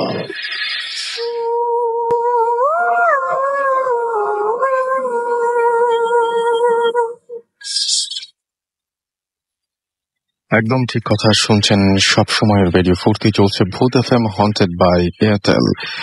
আর আমি রাসেল সাথে আছি, আমার সাথে আছে মাসুম, এবং আজকের নতুন অতিথিরা অলরেডি আমাদের স্টুডিওতে এসে পৌঁছেছেন। এবং আজকে আনফরচুনেটলি কেউ যদি আজকের এপিসোডটা মিস করে ফেলেন তাহলেও চিন্তার কিছু নেই, কারণ আমাদের এই এপিসোডটি আপনি আবারও শুনতে পারবেন এয়ারটেল এম রেডিওর মাধ্যমে। আপনার এয়ারটেল নাম্বার থেকে ডায়াল করুন 4040, সিলেক্ট করুন চ্যানেল 22, এবং তারপরে দেখতে পাবেন পাবেন যে একে একে আপনাকে বিভিন্ন এপিসোডের অপশন দেওয়া হচ্ছে এবং আপনি যে এপিসোডটি মিস করেছেন সেই এপিসোডটি আপনি মুহূর্তেই শুনে ফেলতে পারেন। এছাড়াও এখন যা শুনছেন সমস্ত লিসনাররা ভূত এফএম এর যে টিউনটা রয়েছে সেই টিউনকে আপনি কলার টিউন বা মাই টিউনস হিসেবে সেট করতে পারবেন। এই জন্য আপনাকে যেটা করতে হবে, ভূত এফএম এর কলার টিউন বা মাই টিউন করতে ভূত এফএম টিউন কোডটা আপনার মনে রাখতে হবে। এই টিউন কোড ইজ 92125 অ্যান্ড আপনি এটা অ্যাক্টিভেট করতে পারেন বাই সেন্ডিং SMS এবং এটা আপনার জন্য যেটা করতে হবে, আপনার মোবাইলের মেসেজ অপশনে গিয়ে টাইপ করতে হবে CT স্পেস 92125 এবং সেন্ড করতে হবে এটা 3123 নাম্বারে। আমি দেখতে পাচ্ছি বেশ কিছু SMS চলে এসছে। SMS করেছেন আমাদেরকে লিমা শান্তিনগর থেকে। এছাড়া আমাদের SMS করেছেন ফাহাদ, এছাড়া আমাদেরকে SMS করেছেন ফাহাদ এবং এছাড়াও SMS করেছেন আমাদেরকে সাদমান এবং তিনি বলছেন যে ভূত এফএম আজকে তার খুব বেশি ইন্টারেস্টিং লাগছে এবং আজকে SMS না পড়লে আর আমি SMS করবো এই পর্যন্ত এসছে, নাটা আসে না, তার মানে করবেন। আচ্ছা, মিষ্টি আমাদের SMS করেছেন চট্টগ্রাম থেকে, আজ ভয় পাচ্ছি না, আজ ভয় পাচ্ছি না। ওকে। আর্টসেল আমাদের SMS করেছেন, আর্টসেল ঘোস্ট আমাদের SMS করেছেন। এছাড়া আমাদেরকে SMS করেছেন দেখতে পাচ্ছি রাব্বি, তারা 5 জন, আলিম, সাইদ, রনক, রাইসুল একসাথে বসে ভূত এফএম শুনছেন। মিল্টন আমাদের SMS করেছেন। এছাড়া আমাদেরকে সোহাগ SMS করেছেন মিতু, স্মল শহীদ আমাদের SMS করেছেন। এছাড়া আমাদেরকে SMS করেছেন নূপুর, মেঘনা, এছাড়াও মিম খুলনা থেকে SMS করেছেন। প্রিন্সেস ভূত আমাদের SMS করেছেন। প্রথম SMS চট্টগ্রাম থেকে পাঠিয়েছেন, আমরা পড়ে ফেলেছি। আমাদেরকে আবির SMS করেছেন মালিবাগ থেকে, তিনি লিখেছেন আই লাভ ভূত এফএম এবং আমরাও আপনাকে সেজন্য থ্যাঙ্কস জানাই যে এত রাত পর্যন্ত আপনি আমাদের সঙ্গে রয়েছেন। আনলাকি ভূত আমাদের SMS করেছেন। এছাড়াও আমাদের SMS করেছেন রাকিব এবং নাইম, তারা বঙ্গবাজার থেকে আমাদের SMS করেছেন। আজকের ঘটনাগুলো তাদের অনেক বেশি ভালো লাগছে, জানতে চেয়েছেন আমি কেমন আছি, আমি সবসময় ভালো থাকি, সবসময় ভালোর দলে আমাদেরকে SMS করেছেন। এছাড়াও শাফি নয়নগঞ্জ থেকে। এছাড়াও আমি যারা SMS পাঠাতে যাচ্ছেন কিন্তু নিয়মটি জানি না, তাদেরকে বলবো যে মোবাইলের মেসেজ অপশনে গিয়ে টাইপ করুন SHOUT শাউট স্পেস আপনার নাম স্পেস আপনার মেসেজ পাঠিয়ে দিন 9840 নাম্বারে, এয়ারটেল নাম্বার থেকে বা অন্য যে কোনো নাম্বার থেকে। ফেরদৌস সুমনের SMS আমরা দেখতে পাচ্ছি, তারা আমাদেরকে SMS করেছেন। রাসেল এবং মাসুম ভাই টেক মাই সালাম, ওয়ালাইকুম সালাম। আবির আমাদেরকে SMS করেছেন ময়মনসিং থেকে। রায়হান আমাদের SMS করেছেন ঢাকা কমার্স কলেজ থেকে। আজকের ঘটনাগুলো তার কাছে জোশ লাগছে। আচ্ছা, আমরা নেক্সট অতিথির কাছে চলে যাই যিনি আমাদের সাথে এই মুহূর্তে উপস্থিত আছেন। আপনার নামটা বলবেন প্লিজ। আমি হচ্ছে অন্তর, আমি ঢাকা সিটি কলেজে পড়ি। ওকে, সো আপনার ঘটনায় চলে যাই। ঘটনাটা হচ্ছে প্রায় 30 থেকে 40 বছর আগের। হচ্ছে আমাদের গ্রামের বাড়ি কুমিল্লার ঘটনা। আমার ফুপু আর আমার বাবাকে নিয়ে 30-40 বছর আগে প্রায় আমার ফুপু একদিন খুব অসুস্থ ছিলেন। অসুস্থ থাকার পরে সারাদিন অসুস্থ ছিলেন। তো সন্ধ্যার দিকে রাতের বেলা সবাই বাসায় এসেছেন, খেতে বসেছেন। তো তখন হঠাৎ করে আমার ফুপু আমার দাদুকে বললেন যে মা, আমার তো খুব খারাপ লাগছে, আমি একটু বাথরুমে যাব। দাদু বললেন যে আচ্ছা ঠিক আছে, তোমার তো শরীর খারাপ, তো আমি তোমার সাথে যাচ্ছি, আমি বাইরে দাঁড়াবো, তুমি টয়লেটে যেও। তো সবাই ঘরের মধ্যে খাচ্ছে, আর টয়লেটটা অনেক আগের কাহিনী যেহেতু, তো তখন বাথরুমটা একটু বাইরে থেকে একটু দূরে ছিল। তো আমার দাদু হারিকেন নিয়ে আমার ফুপুর সাথে গিয়েছেন, যার পর আমার ফুপু ভিতরে গিয়েছেন, আমার দাদু বাইরে বসে আছেন। তো অনেকক্ষণ হয়ে গেছে আর আমার ফুপু আসছেন না বাথরুমের ভিতর থেকে। দাদু দরজা নক করছেন, উনি খুলে না দরজার, কোনো সারা শব্দও নেই। এরকম করতে করতে অনেক সময় যাওয়ার পর তারপর হঠাৎ দরজা ভেঙে তারপর ভিতরে দেখলো যে ভিতরে ফুপু নেই। তো এলাকার মধ্যে তোলপাড় শুরু হয়ে গেছে যে উনি কোথায়, আমার ফুপু নেই। সবাই খুঁজছে ওনাকে। দরজাটা ভেতর থেকে, বাথরুমের দরজাটা ভেতর থেকে বন্ধ ছিল। হ্যাঁ, ভিতরটাই বন্ধ ছিল, বাট ভিতরে আর কেউ নাই। এবং বাথরুমের উপর নিশ্চয়ই ছাদ ছিল নাকি? ছাদ ছিল, ভিতরে কেউ নাই। এখন তারপর সবাই খুঁজছে ওনাকে। এখন পাশের বাড়ি, এখানে খোঁজার সময় পাশের বাড়ির একজন বললো যে আমার দাদি ওনাকে জিজ্ঞেস করেছেন যে আমার ফুপুকে উনি দেখেছেন নাকি। উনি বললেন যে হ্যাঁ, উনি আমার ফুপুকে দেখেছেন। আমার ফুপু ওনাকে বলেছেন যে উনি আমার আব্বুকে খুঁজতে বাইরে যাচ্ছেন, যে আমার আব্বু দুপুরবেলা থেকে বাড়িতে আসেননি। কিন্তু আমার আব্বু তখন বাড়ির ভিতরে সবার সাথে ভাত খাচ্ছিলেন রাত্রের বেলা। তারপর অনেকক্ষণ হয়ে গেছে, ফুপুকে পাচ্ছেন না। একসময় খুঁজতে খুঁজতে আমাদের বাড়ির পিছনে এসে জবা ফুলের একটা গাছ ছিল, এসে দেখেন যে ওখানে ফুপু দাঁড়িয়ে আছে। দূর থেকে ওনাকে ডাকতেছে মানুষজন, কিন্তু উনি কোনো জবাব দিচ্ছে না। তো ওনাকে এসে হঠাৎ করে ডাকতেছে, উত্তর দিচ্ছে না। পরে ওনাকে হঠাৎ করে টাচ করার পর উনি অজ্ঞান হয়ে যায়। পরে তো ওনাকে ধরে ঘরের ভিতরে নিয়ে আসা হয়। ঘরের ভিতরে নিয়ে আসার পর তারপর ওনার অনেকক্ষণ পরে সেন্স আসে। সেন্স আসার পর ওনাকে বলা হয় যে উনি বাথরুমে গিয়েছেন। বাথরুমে যাওয়ার পর উনি হঠাৎ করে কি জানি কালো দেখলেন, দেখার পর ওনার আর কোনো সেন্স ছিল না। তারপর একটু উনি আর জানেন না। আর যেটা হচ্ছে যে ওনার তখন শরীর অনেক খারাপ ছিল না, অনেক জ্বরও ছিল। তারপর উনি অনেকদিন অসুস্থ ছিলেন। পরে একদিন হুজুরকে আনা হলো, একজন বিরাট বড় হুজুর আসলেন। হুজুর আনার পর ওনাকে বললেন যে আমাদের বাড়ির ভিতরে কেউ তাবিজ করেছেন আর ওনাকে জিনে ধরেছেন। আচ্ছা, জিনে ধরেছেন। তো এখন হুজুর ওনাকে ঝাড়ফুঁক দিলেন। তারপর উনি আস্তে আস্তে সুস্থ হচ্ছেন। আর তারও কিছুদিন পরে গিয়ে হুজুর আমাদের বাড়ির পিছনের দিকে মাটি খুঁড়ে আবিষ্কার করলেন যে কেউ একজন তাবিজ করেছিল। তাবিজ তো ওখান থেকে বের করা হচ্ছে, আর কে তাবিজ করেছে ওইটা পাওয়া যায়নি। আচ্ছা, এটা হচ্ছে কাহিনী। এখন কি অবস্থা আপনার ফুপুর? এখন উনি সুস্থ স্বাভাবিক আছে। ওকে, থ্যাংক ইউ। আমরা এর মাঝখানে দেখতে পাচ্ছি যে আমাদেরকে SMS করেছেন সাব্বির, সিলেট কমার্স কলেজ থেকে, এবং তিনি বলছেন আমি আমার ভাই সাকিব দুজন মিলে ভূত এফএম শুনছি ভাইয়া, 6-7টা SMS দিলাম, প্লিজ প্লিজ প্লিজ পড়ুন। এছাড়াও আমাদেরকে SMS করেছেন দেখতে পাচ্ছি রায়হান বনশ্রী থেকে, এবং তিনি বলছেন যেটা আমার প্রথম SMS। নিশান আমাদের SMS করেছেন ময়মনসিংহ থেকে। এছাড়া আমাদেরকে SMS করেছেন শাহরিয়াজ, এবং আমাদেরকে SMS করেছেন মিম। অবুজ আমাদের SMS করেছেন পার্থ খুলনা থেকে, এবং তিনি বলছেন যে আমার কাছে ব্ল্যাক ম্যাজিকের অনেক রিচ একটা ইবুক কালেকশন আছে। আমরা একটু আগে দেখলাম যে একজন আমাদের পাঠিয়েছেন ঘটনা, সেই লিসনার বললেন যে না, এই সমস্ত নিয়ে প্র্যাকটিস করা একেবারেই ঠিক না। আমাদেরকে সিজার SMS করেছেন খুলনা থেকে। এছাড়াও আমাদেরকে KH কানুন আমাদেরকে চাঁপাইনবাবগঞ্জ থেকে SMS করেছেন, তার খুব ভালো লাগছে সেটা জানিয়েছেন। বরিশাল থেকে আমাদের SMS করেছেন রাসেল ভাই, আজ ভয় ভয় লাগছে। ওকে, আমাদেরকে চাঁদনি SMS করেছেন জিগাতলা থেকে। এছাড়া তৌহিদ উত্তরা থেকে SMS করেছেন। আমাদেরকে ফয়সাল এবং রুমি SMS করেছেন, তারা জানিয়েছেন ভয় লাগছে। চট্টগ্রাম থেকে SMS করেছেন রকস্টার জিয়ান, আমাদের SMS করেছেন চট্টগ্রাম মুরাদপুর থেকে। তো আমরা নেক্সট আমাদের গেস্টের কাছে যাব এবং তার কাছ থেকে আমরা জানতে চাইবো যে তার কি ঘটনা জানা আছে। তিনি আমাদের ইমেল করেছিলেন এবং তার সাথে আমার কথাও হয়েছে। বলুন না আপনার নামটা এবং কোথা থেকে এসেছেন। হ্যালো লিসেনার্স, আমি সামির আনসারি। আমি বর্তমানে ইউলাভে MBA সেকেন্ড সেমিস্টার পড়ছি। আমি কাঠসলবাগান থেকে এসেছি। আমার কাহিনীটা হচ্ছে আমার ফ্রেন্ড রোকসানা নামে এক ফ্রেন্ড আছে, ওর কাহিনী। ওদের ফ্যামিলিতে ছোটবেলা থেকেই অনেকে আমাদের বড় চাচির তাবিজ করতো। তো ওর বয়স যখন 2-3 বছর, তো ওর ফ্যামিলিতে তাবিজ করা হয়। তো ওর ভাইকে তাবিজ করা হয়। তোর ভাই ছোটবেলায় অনেক অসুস্থ থাকে, তখন ভাইয়ের বয়স প্রায় 5-6 বছর। তো 5-6 মাস অসুস্থ থাকে, তখন ওরা আব্বা করে কি এটা হুজুর দেখায় বুঝতে পারলো যে ভাইকে তাবিজ করা হয়েছে। তো হুজুর কাছে যায় পুরো ফ্যামিলি। হুজুর ঝাড়ফুঁক দিয়ে দেয় সবাইকে। তো ছোট বোনটাকে দেয় না, মানে আমার ফ্রেন্ডকে দেয় না। তো ওনার আব্বা বলে, ফ্রেন্ডের আব্বা বলে ওকে দিচ্ছেন না কেন? তো বলছে ওর ছোট মানুষ, ওর লাগবে না তাবিজ করা।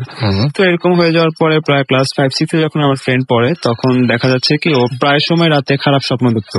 আচ্ছা, তো এক রাতে সে স্বপ্ন দেখলো যে সে ওদের গ্রামের বাড়ির রাস্তা দিয়ে, অন্ধকার রাস্তা সে হেঁটে যাচ্ছে। তো হঠাৎ করে তার পিছনে কোন একজন লোক তাকে ফলো করছে। লোকটা দেখছে, পিছিয়ে তাকায় দেখলো লোকটা খুব কুৎসিত কালো ধরনের।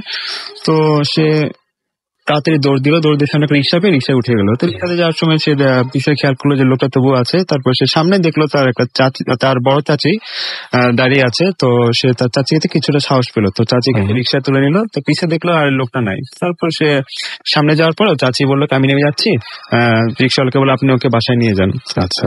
তো এরপরে আমার ফ্রেন্ড বাসায় গেল। বাসায় গিয়ে যখন রিক্সাওয়ালাকে ভাড়া দিবে, তখন সে দেখলো যে সেই লোকটাই হচ্ছে রিক্সাওয়ালাটা। মানে এটা দেখে ভয় পেয়েছে, হঠাৎ করে ঘুম ভেঙে যায় রাত 2-3টার দিকে। তো সারা রাত সে ঘুমাতে পারে না। তো সকালবেলা উঠে আনফর্চুনেটলি দেখে যে তার চাচি এসে পড়েছে গ্রামের থেকে, অনেক খাবার দাবার নিয়ে আসছে তার জন্য, কিন্তু ওদের বাসায় কেউ জানতো না। তো এটা দেখার পর ওরা জাস্ট নর্মালি যে যা খাবার খেলো। তো ওর চাচি শুধু ওকে খাওয়ার সাথে তুমি খাও, তোমার জন্য এটা আনছি ওইটা আনছি, তো খাচ্ছে। তো এটা খাওয়ার পর প্রায় 2-3 দিন পর থেকে তার খুব শরীর অসুস্থ হয়ে যায়। তোর ভাইয়ের মতো কাহিনী 5-6 মাস অসুস্থ, কোনো সময় মানে কোনো রোগ পাচ্ছে না ডাক্তার। তারপর দেখা গেল কি ওর আব্বু আবার বলতে চাচ্ছে আমরা আবার দেখি তাহলে ওকে আবার তাবিজ করলো নাকি। তো হুজুরের কাছে যাওয়ার পর হুজুর বললো হ্যাঁ ওকে তাবিজ করা হয়েছে। তখন এটা দেখার পর হুজুর ওকে একটা তাবিজ দিয়ে দিল, যেটা আপনার পড়া থাকে সবসময়, আপনার তো এমনিতেই সবসময় খারাপ স্বপ্ন দেখেন। এটা হওয়ার পরে দেখা যাচ্ছে যে তাবিজ দেওয়ার পরেও ও প্রায় সময় খারাপ স্বপ্ন দেখে, এবং ও যখনই কোনো স্বপ্ন দেখে তখনই দেখা যাচ্ছে যে ওর বড় চাচি ওর সাথে মানে কথা বলতে চায় বা ফোন করে অথবা বাসা আসতে চায়। তো এখন বাসায় আসলে তো কিছু না বলতে পারে না, তো এরকম বলতে বলতে একদিন দেখা যাচ্ছে যে তার চাচি আবার সেরকম ফল নিয়ে আসছে, এবার তুমি খাও, এটা তোমার জন্য আছে, কিন্তু ওরা তো খায় না। এরকম কন্টিনিউ হতেই থাকে 2-3 বছর পর ওর চাচি একদিন মানে একটা রোড অ্যাক্সিডেন্টে মারা যায়। তো মারা যাওয়ার পর তারপর থেকে আর কখনো তার এই কাহিনীগুলো কখনো আর ঘটে নাই ওর লাইফে। তারপর সে এখন নর্মাল সম্পূর্ণ সুস্থ হয়ে যায়, কোনো ধরনের কোনো এখন ঝামেলা নেই। আচ্ছা, আপনি আমাকে তো এই ঘটনাটাই পাঠিয়েছিলেন। আচ্ছা, আপনাদের কাছে আরো কোনো ঘটনা আছে? হ্যাঁ, আমার কাজিন যে অন্তর, ওর সাথে আমার একটা ঘটনা আছে। আমার ফুফুর বাড়ি চিটাগাং, তো আমি আর আমার কাজিন আজ থেকে গত বছর জুন মাসে আমরা গিয়েছিলাম। তখন তো একটা কাহিনী হচ্ছে, এটা কেলভি ফরেস্টের একটা কাহিনী। তো স্টোরিটা হচ্ছে এরকম যে ওইখানে ফরেস্ট এলাকা হচ্ছে মানে আশেপাশে মানে বাড়িঘর খুব কম, যাও বাড়িঘর আছে তাই অনেক গাছপালা মানে বেশি, দেখা যায় একটা গাছপালা প্রায় 10-15 তলার মতো, অনেক ঘন। তো একদিন আমি আমার কাজিন সন্ধ্যায়, কারেন্ট ছিল না তখন, তো প্রায় 2-3 ঘন্টা ধরে কারেন্ট নেই, তো আমরা দুজন মানে ঘুরতে বের হয়ে ভালো লাগছিল না, ভাবলাম যে একটু হাঁটাচলা করি। তো আমরা এরকম ফরেস্টের ভিতরে হাঁটছিলাম, তাহলে আমার লোকজন সবাই আছে, আমরা ভয় হাঁটতে আমরা একটু দূরে এসে পড়েছিলাম, হাঁটতে কিছুটা দূরে এসে পড়েছিলাম ফরেস্ট এলাকার মধ্যে। মানে দূরে দেখছি কি, মানে আমরা দেখলাম যে একটা দূরে দেখতেছি একটা লোক দাঁড়ায় আছে। তো আমি আমার কাজিনকে বলছি চলো সামনে যায়, কোনো সমস্যা নেই, যেহেতু লোক যেখানে আছে। তো এখানে হাঁটতে হাঁটতে সামনে দিয়ে লোকটা গাছ কাটতেছে। তো আমি আমার কাজিনকে নিয়ে যাচ্ছি, তখন কাজিনকে বলছি যে দেখো এই লোক রাত্রে হয়ে গেছে, গাছ কাটার টাইম পাচ্ছে না, এরকম মানে একটা কমেন্ট করে লোককে নিয়ে। তো 2-3 হাত যাওয়ার পরে ও বলে হঠাৎ করে লোকটা ডেকে উঠলো, যে বলতেছে যে এই যে ভাই শুনেন না, শুনে যান আপনি। তো আমি হঠাৎ করে এরকম ডাক শুনে আমরা ভয় পেয়ে গেছিলাম যে আমরা এমন কিছু বলে নেই যার কোন এরকম করে আমরা আবার সামনে যাচ্ছি, আবার লোকটা বলছে কি শুনছেন না কেন, আপনি এদিকে আসেন না কেন। তো এটা বলতে আমি পিছিয়ে যাই, ব্যাক করি, ব্যাগটা দিয়ে লোকে মানে সাহস করে বলছে কি হয়েছে, সমস্যা কি আপনার, এটা বলতে যাবো। তো যেটা আমরা দেখলাম যে দেখছি যে লোকটার হাতে যেটাতে গাছ কাটছিল মানে কুড়াল, যেটাতে এক হাতে উনি এমন ভাবে ধরে রাখছে যে আমাদেরকে প্রায় মারবে, এরকম একটা অবস্থা। আর একটা আশ্চর্য বিষয় ছিল যে হাতটা ছিল না মনে হয়, না ওই লোকটা আমরা ফার্স্ট থেকে ছিলাম 2 হাত দিয়ে কুড়াল দিয়ে কাটছে, বাট তখন দেখলাম যে একটা হাত নিয়ে আরেক হাত দিয়ে কুড়াল ধরে আছে। এটা দেখে আমরা খুবই ভয় পেয়ে যাই। খুবই ভয় পাওয়ার পর এখন হঠাৎ করে দেখলাম যে আমার মোবাইলের মধ্যে আমার মা ফোন দিল। দুইজনে আমরা প্রায় মোবাইলটার দিকে তাকালাম যে কে ফোন করলো এরকম একটা টাইমে। তো মোবাইলের আলোটা দেখতে আমরা জাস্ট মোবাইলে তাকলাম, সামনে দেখলাম আর কিছু দেখলাম যে কিছুই নেই। হঠাৎ করে দেখলাম যে কয়েকটা কাক ডেকে উঠলো। তারপর আমরা দৌড় দিয়ে প্রায় মেইন রাস্তায় এসে কখন আমরা এখানে যাই না, আর আমার ফুফুরা এখন এখানে থাকে না, সেখানে আর তেমন আমাদের যাওয়া হয় না আর কি। এলাকা ছিল ওই জায়গাটা। ওকে, সো আমরা আরো একটা ঘটনা শুনলাম। আমাদের কাছে বেশ কিছু SMS এসছে। ঋতু খুলনা থেকে আমাদের SMS করেছেন এবং তিনি বলছেন যে আমার কোনো SMS পড়া হয় না কেন। একদমই ঠিক কথা নয়, আপনার SMS টি কিন্তু পড়া হচ্ছে। রামু আমাদের খুলনা থেকে SMS করেছেন, তিনি লিখেছেন যে এই প্রথমবারের মতো তিনি ভূত FM শুনছেন। তিনি লিখেছেন যে অসম, অ্যান্ড তিনি বলছেন যে তিনি বিছানায় শুতে যেতে পারবেন কিনা আজকে, এটা নিয়েও তিনি বেশ ভয় আছেন। বাপ্পি মানিক আমাদেরকে গোপালগঞ্জ থেকে SMS করেছেন এবং তিনি বলছেন যে আমরা ভূত FM শুনছি, প্রথম SMS পড়লে খুশি হতাম, পড়ে ফেললাম। শাহরিয়ার, হাসান, শারমিন, মোমেন, হাবিবা, তারপরে স্বরূপ, সুমন, তারা কয়েকজন ফ্রেন্ড মিলে একসাথে ভূত FM শুনছেন। থ্যাংক ইউ সো মাচ এত রাত পর্যন্ত আমাদের সঙ্গে থাকার জন্য। এছাড়াও রাজীব আমাদের SMS করেছেন, রাব্বি আমাদের SMS করেছেন, রাব্বি, ইমন, আসিফ, আশিকুর ফ্রম যশোর এবং তার 4 বন্ধু একসাথে ভূত FM শুনছেন, এটা জানিয়েছেন। গ্লোরি, অনেকগুলো SMS দিলাম বাট তুমি SMS পড়ো না, একদমই ঠিক কথা না, আপনার SMS আমি পড়ে ফেলেছি। আমাকে SMS করছেন মনির এবং তিনি জিঞ্জিরা থেকে SMS করেছেন আমাদেরকে। এছাড়াও আমাদেরকে SMS করেছেন রুবাইয়া নূর, তিনি আমাদেরকে SMS করেছেন। এছাড়াও SMS করেছেন প্রভা চট্টগ্রাম থেকে, আমাদেরকে মাহি SMS করেছেন। এছাড়া আমাদেরকে দুরন্ত রাজশাহী SMS করেছেন। রূপু ময়মনসিং থেকে SMS করেছেন। এছাড়াও ফয়সাল চট্টগ্রাম থেকে SMS করেছেন। SMS করেছেন কাউসার এবং আমাদেরকে SMS করেছেন। এছাড়াও দেখতে পাচ্ছি যে রাসেল ভাই, আমি নাসির মোল্লা নরসিংদী থেকে SMS করেছেন তিনি আমাদেরকে।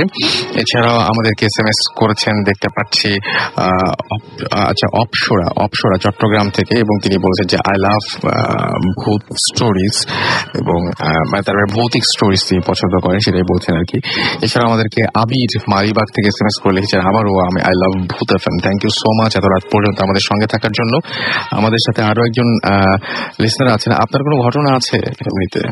জি, আমার পার্সোনাল একটা ঘটনা আছে। পার্সোনাল ঘটনা খুব ছোট্ট করে আমাকে শুনি তাহলে ঘটনাটা। জি, আমার ঘটনা অ্যাকচুয়ালি আমার একটা কাজিন ছিল তীব্র, ওর সাথে একসাথে এই ঘটনাটা হয়। ও এই 2011-এ ইন্টারমিডিয়েট পরীক্ষার্থী ছিল। তো ও ঢাকায়, ওর বাসা ছিল গাজীপুরে। ও ঢাকায় শিফট হয়ে একটা রুম নিয়ে ঢাকায় একটা হোস্টেলের মধ্যে থাকতো। তো একা থাকতো সেহেতু আমার হেল্প চাইছে, আমি ওর সাথে শিফট হয়ে গেছিলাম 3 মাসের জন্য। আচ্ছা। তো রাতে নর্মালি ও পড়ালেখা করতো আর আমি বসে নেটে চ্যাটম্যাট করি সামথিং কিছু করতাম। তো এখানে হতো কি যে রুমের টেম্পারেচারটা একটু অনেক বেশি ছিল, মানে একটু গরম সিজন ছিল তো অনেক টেম্পারেচার ছিল, বাট হঠাৎ করে রুমের টেম্পারেচারটা অনেক কমে যেত। এই জিনিসটা আমি নোটিস করতে পারতাম না কখনোই। তো আমার কাজিনটা পড়তে পড়তে হঠাৎ করে আমাকে বলতো যে দেখতো এই ধরনের কোনো কিছু পাচ্ছিস কিনা যে টেম্পারেচার কমে যাচ্ছে। তখন আমি জিনিসটা নোটিস করতাম অ্যাকচুয়ালি হ্যাঁ টেম্পারেচার অনেক কম। আর টেম্পারেচার কম হওয়ার কিছুক্ষণ থাকতো, 5 থেকে 10 মিনিট যেটা থাকতো। এরপর হতো কি যে রুমের মধ্যে একটা স্মেল আসতো। স্মেলটা এতই জোর ছিল যে এটা অ্যাকচুয়ালি কোনোভাবেই কোথাও পাবো কিনা আমি জানি না। এটাও আমি কখনো মানে নোটিস করতে পারতাম না। এটা আমার ওই কাজিনই নোটিস করতো, ও আমাকে যখন বলতো তখন আমি নোটিস করতাম সবকিছু। আর মাঝখানে আমি এবার রুমে ছিলাম না, আমি কক্সবাজার গেছিলাম। তো ও একা একা ছিল রুমে অলমোস্ট 7 days। তো আমি যখন আসার ব্যাক করার পরে যেটা হয় আমি সেম ভাবেই নোটিস করতেছিলাম সবকিছু। বাট আমি এসে যার পরিবর্তনটা দেখতেছিলাম যেটা যে ও যখন এই স্মেলটা বা টেম্পারেচারটা আপ ডাউন করতো তখন ওর ফেসটা অনেক স্মাইলি হয়ে যেত, মানে ও এটাকে উপভোগ করা শুরু করছে। তো জিনিসটা কি ছিল জানি না। ওর এমন করে 2 মাস চলতে চলতে যখন ওর পরীক্ষা শেষই হয়ে গেছে তখন। তো লাস্টে একদিন আমরা প্ল্যানিং করলাম যে আজকে আমরা ট্রাই মারবো যে এটা অ্যাকচুয়ালি কি ফাইন্ড আউট করা যায় কিনা। তোমার সারা রাত জেগে আছি, কাহিনীটা অ্যাকচুয়ালি হতো রাত 1টা থেকে 2টার মধ্যে, মানে যেদিনই হোক না কেন 1টা থেকে 2টার মধ্যে কাহিনীটা হতো। তো আমরা ওই দিন ফাইন্ড আউট করার জন্য চেষ্টা করতেছি। তো আমরা জাস্ট জেগে আছি, হঠাৎ করে সেম কাহিনী হচ্ছে যে স্মেলটা চলে আসছে। তখন স্মেলটা মনে হচ্ছে যে রুমের বাইরে থেকে আসতেছে। তো যেহেতু একটা হোস্টেলের মতো রুম করা, সামনে একটা গলির মতো আছে, 3 তলাতে রুমটা ছিল। তো আমি দৌড় দিয়ে বের হয়ে গেছি, গেটটা খুলে বের হয়ে দেখি যে একটা বিড়াল, কালো বিড়াল। জাস্ট স্মেলটা ওইখান থেকে আসতেছে, কিন্তু এক্স্যাক্টলি কোত্থেকে আসতেছে এই জিনিসটা আমি দেখতে পাচ্ছি, বুঝি নাই। তো বিড়ালটা দেখে আমার সন্দেহ হচ্ছে যে বিড়ালের সামথিং হতে পারে। তো আমি ওকে ফলো করতেছি, জাস্ট অন্ধকার ছিল হালকা পাতলা। তো আমি মোবাইলের যে টর্চ লাইট ছিল ওটা দিয়েই জাস্ট ফলো করে পাশে ও সিঁড়ির ওইখানে চলে গেছে। তো ওইখানে 2টা ছেলে দাঁড়িয়ে কথা বলতেছিল। তো ওই গলিটার মধ্যে আমি জাস্ট দাঁড়িয়েছিলাম, সামনে বিড়ালটা গিয়ে বামে একটা রুম ছিল, রুমের মধ্যে ঢুকে গেল, আমি স্পষ্ট দেখলাম। বাট আমি আগে গিয়ে দেখলাম যেটা যে পাশের রুমটা যেটা ছিল, যে রুমে ঢুকলো সেই রুমটা লক করা ছিল। তার মানে ওখানে যাওয়ার কোনো জায়গা, হ্যাঁ যাওয়ার কোনো ওয়ে ছিল না এখানে। বাট সামনে একটা খোলা জায়গা ছিল। তো আমি ওই দুজনকে জিজ্ঞেস করলাম যে ভাই এখানে একটা বিড়াল দেখছেন? ওরা কোনোভাবে আনসার দিতে পারলো না, ওরা কোনো কিছু দেখেনি। ওকে, থ্যাংক ইউ সো মাচ। এই ছিল ঘটনা। আচ্ছা, আমরা দেখতে পাচ্ছি যে এর মধ্যে আমাদেরকে মাসুম যশোর বিএমসি কলেজ থেকে SMS করেছেন, আমাদেরকে SMS করেছেন চট্টগ্রাম থেকে সানি, আমি খুব সিক, কাল এক্সাম, তবুও শুনছি ভাই আপনার আর ঘুমিয়ে পড়া উচিত আমার যেটা মনে হয়। আমাকে মিরাজ SMS করেছেন, বলেছেন যে মেসেজ পাঠাবো না, গুড বাই। আচ্ছা, যদি মেসেজ নাও পাঠান সমস্যা নাই, কিন্তু চলে যান না, কারণ তাহলে অনেকগুলো ঘটনা মিস করবেন, কারণ এরপরে আরো সব ঘটনা নিয়ে আমরা আসবো। রিয়াদ হাসান আমাদের SMS করেছেন, রিয়াদ হাসান নোমান খুলনা থেকে, তারা 2 ফ্রেন্ড মিলে শুনছেন। তো আমরা ছোট্ট ব্রেক নেব এবং যাওয়ার আগে জানিয়ে দিই যে যারা আমাদের সাথে আমাদেরকে SMS করছেন এবং যারা এই মুহূর্তে জয়েন করেন, SMS করতে চাচ্ছেন কিন্তু নিয়মটি জানেন না, তাদেরকে বলি আপনার এয়ারটেল নাম্বার থেকে বা অন্য যে কোনো নাম্বার থেকে টাইপ করুন SHOUT শাউট স্পেস আপনার নাম স্পেস আপনার মেসেজ আর পাঠিয়ে দিন 9840 নাম্বারে, জানিয়ে দিন কেমন লাগছে আমাদের প্রোগ্রাম, কি করলে ভালো হয়। এবং আপনি যদি ঘটনা পাঠাতে চান আমাদেরকে, এবং আপনি যদি চান যে আগামী এপিসোডে আপনি এখানে উপস্থিত থেকে আপনিও আজকে যে সমস্ত গেস্টরা রয়েছেন তাদের মতো আপনিও ঘটনা বলবেন, তাহলে আপনাকে যেটা করতে হবে সেটা হচ্ছে আমাদেরকে ইমেইল করতে হবে। লিখে ফেলুন আমাদের অ্যাড্রেসটি bhutfm@radio40.fm। স্পেলিংটি আরো একবার বলে দিচ্ছি, স্পেলিংটি হচ্ছে BHWTFM@radioFOORTI.FM। আর এছাড়াও আপনি আমাদেরকে রেকর্ড ফাইল পাঠাতে পারেন। আপনার যে সমস্ত ঘটনাগুলো ঘটেছে, আপনার সাথে যে ঘটতে হবে এমন কোনো কথা নেই, অন্য কারোর সাথে ঘটলেও চলবে, বাট ঘটনা যদি আপনার জানা থাকে তাহলে সেই ঘটনাটা অবশ্যই সত্যি হতে হবে। সে ধরনের ঘটনাগুলো আমাদের পাঠান। ছোট একটা ব্রেকের পরে ফিরে আসছি। স্টে টিউনড রেডিও ফুর্তি অ্যান্ড ডোন্ট স্টপ দ্য ফুর্তি।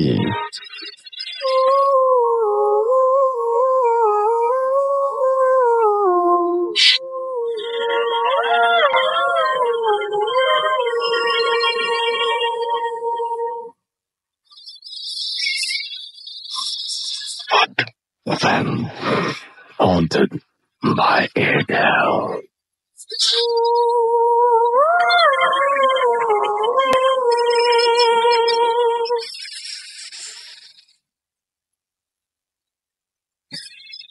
শুনছেন সবসময়ের রেডিও ফুর্তি, চলছে ভূত এফএম হন্টেড বাই এয়ারটেল। সাথে আছি রাসেল, আমার সাথে আছে মাসুম এবং আজকের অতিথিরা। আর সেই সাথে আপনাকে জানিয়ে দিই, যদি আপনি আমাদের SMS করতে চান তাহলে আমাদের SMS করার নিয়মটি হচ্ছে আপনার এয়ারটেল নাম্বার থেকে বা অন্য যে কোনো নাম্বার থেকে টাইপ করুন SHOUT শাউট স্পেস আপনার নাম স্পেস আপনার মেসেজ পাঠিয়ে দিন 9840 নাম্বারে।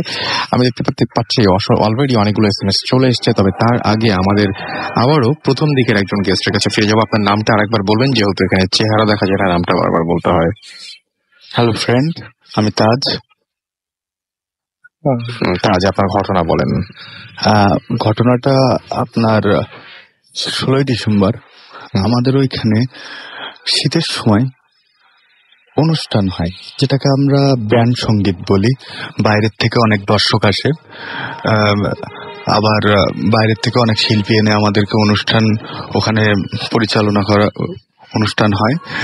সো সেদিন বরাবরের মতো আমি অনুষ্ঠান দেখে রাত মেবি 12টা বাজে আমি বাসায় ফিরছি। তো বাসায় ফেরার পরে আমাদের একটা পুকুর আছে, বড় পুকুর। আমি সেখানে যথারীতি বরাবরের মতো পুকুরে পা ধোয়ার জন্য আমি পুকুরে নামছি। তার আগে আমার যেগুলো সামগ্রী থাকে, ঘড়ি, চশমা, ফোন, আমি সিঁড়ির উপরে রেখে পুকুরে আপনার হাঁটুর সমান পানিতে নেমে আমি পা ধুচ্ছি। হঠাৎ আমি অনুভব করলাম আমার জন্য কে পিছন থেকে একটা মেরে ফেলে দিছে, এবং সিঁড়ি ছাড়া আমি 3 হাত দূরে পড়ে গেছি এবং অনেকবার ওঠার চেষ্টা করছি কিন্তু উঠতে পারতেছি না। তো আমি অনেক দাপড়ি করছি, সাঁতারও কাটছি, উঠতে পারছি না। মনে হচ্ছে আমাকে কে যেন চুপাচ্ছে। এবং কিছুক্ষণ পরে দেখলাম ছোট ছোট 2টা বাচ্চা সিঁড়ির ওপরে দাঁড়িয়ে বলছে, আমরা তো অনেক দিন ধরে পুকুরের ভিতরে পড়ে আছি, কই কেউ তো আমাদেরকে একটু তুললো না, তো তুই পড়েছিস বলে এত সমস্যা হচ্ছে। তো আমি বলছি যে তা আমাকে বলছো কেন? বলে মনে হলো যেন আমি একটা হরর ফিল্মের ভিতরে আছি। অনেক কষ্ট করে ওঠার চেষ্টা করছি, উঠতে পারছি না। অবশেষে আমাদের ওইখানে থেকে যখন নাইট গার্ড যাচ্ছিল, নাইট গার্ডেরা দেখছে পুকুরের ভিতরে অনেক দাপাদাপি হচ্ছে। তখন নাইট গার্ডেরা মনে করছে যে পুকুর থেকে হয়তো মাছ চুরি করছে। তখন তাদের বড় টর্চ লাইট ছিল, টর্চ লাইট দিয়ে যখন মেরে দেখলো যে পুকুরের ভিতরে দাপাদাপি, ওরা অবশ্যই তখন পুকুরের ধারে এসে দেখলো যে মানুষ দাপাদাপি করছে।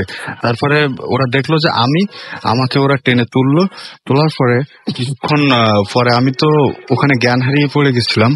তো বাচ্চা দুটোর কারণ হচ্ছে আমার পুকুর পাড়ে কবর আছে ছোট বাচ্চার, সে কবরটা অলরেডি আমাদের পুকুরের ভিতরে চলে গেছে, যার কারণে আমাকে হয়তো তারা মেসেজ দিয়ে দিচ্ছে যে কবরটাকে ঠিক করার জন্য বা কোনো কিছু করার জন্য। তারপর থেকে আমার 1 সপ্তাহ জ্বর ছিল। সো রাসেল ভাই, থ্যাঙ্কস। ওকে, আচ্ছা, আপনার কোনো ঘটনা কি আছে? আর আপনার আরেকটা মনে হয় ঘটনা ছিল যে রাতের বেলায় কোন একটা ভয় পেয়েছিলেন, এরকম একটা ঘটনা ছিল বোধ হয়, নাকি আপনি বলবেন? কেউ একজন। আমার একটা ঘটনা ছিল।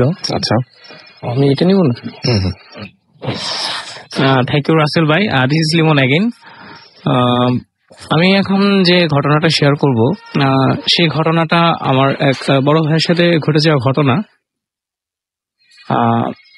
তো আমার বড় ভাই উনি এটা তার নিজের লাইফের সাথে এক্সপিরিয়েন্স করছেন। তো আমি সরাসরি ঘটনায় চলে যাচ্ছি।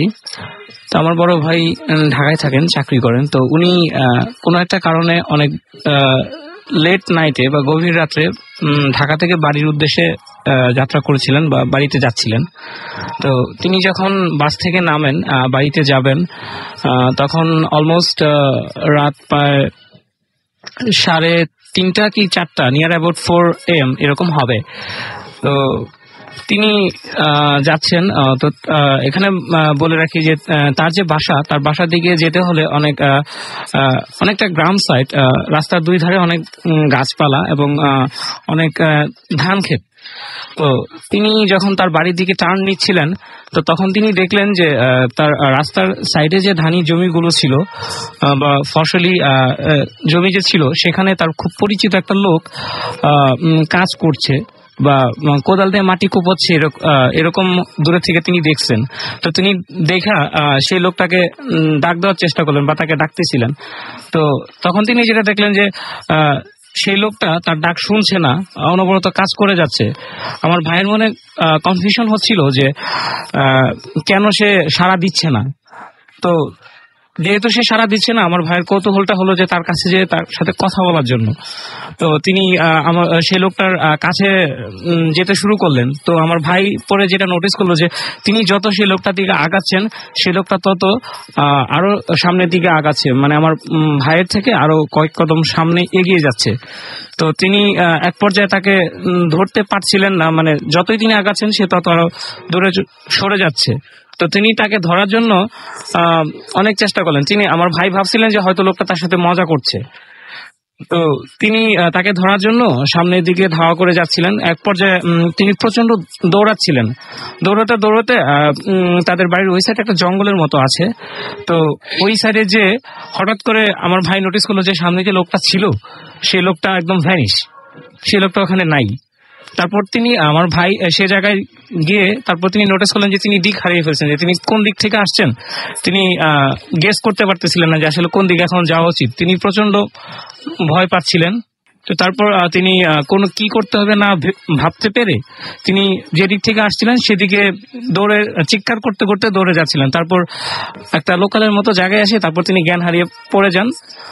তারপর আশেপাশে যারা স্থানীয় লোকজন আছে তারা তার চিৎকার শুনে তাকে এসে সেভ করে এবং পরদিন সকালে যখন আমার ভাইয়ের জ্ঞান ফিরে তারপর তিনি সবাইকে ঘটনাটা শেয়ার করেন এবং তারপর ওটা বলা হয় যে সেই লোকটা নাকি তার মাত্র 3 দিন আগে মারা গিয়েছিল। তো এই ছিল ঘটনা আর কি। ওকে, thank you so much.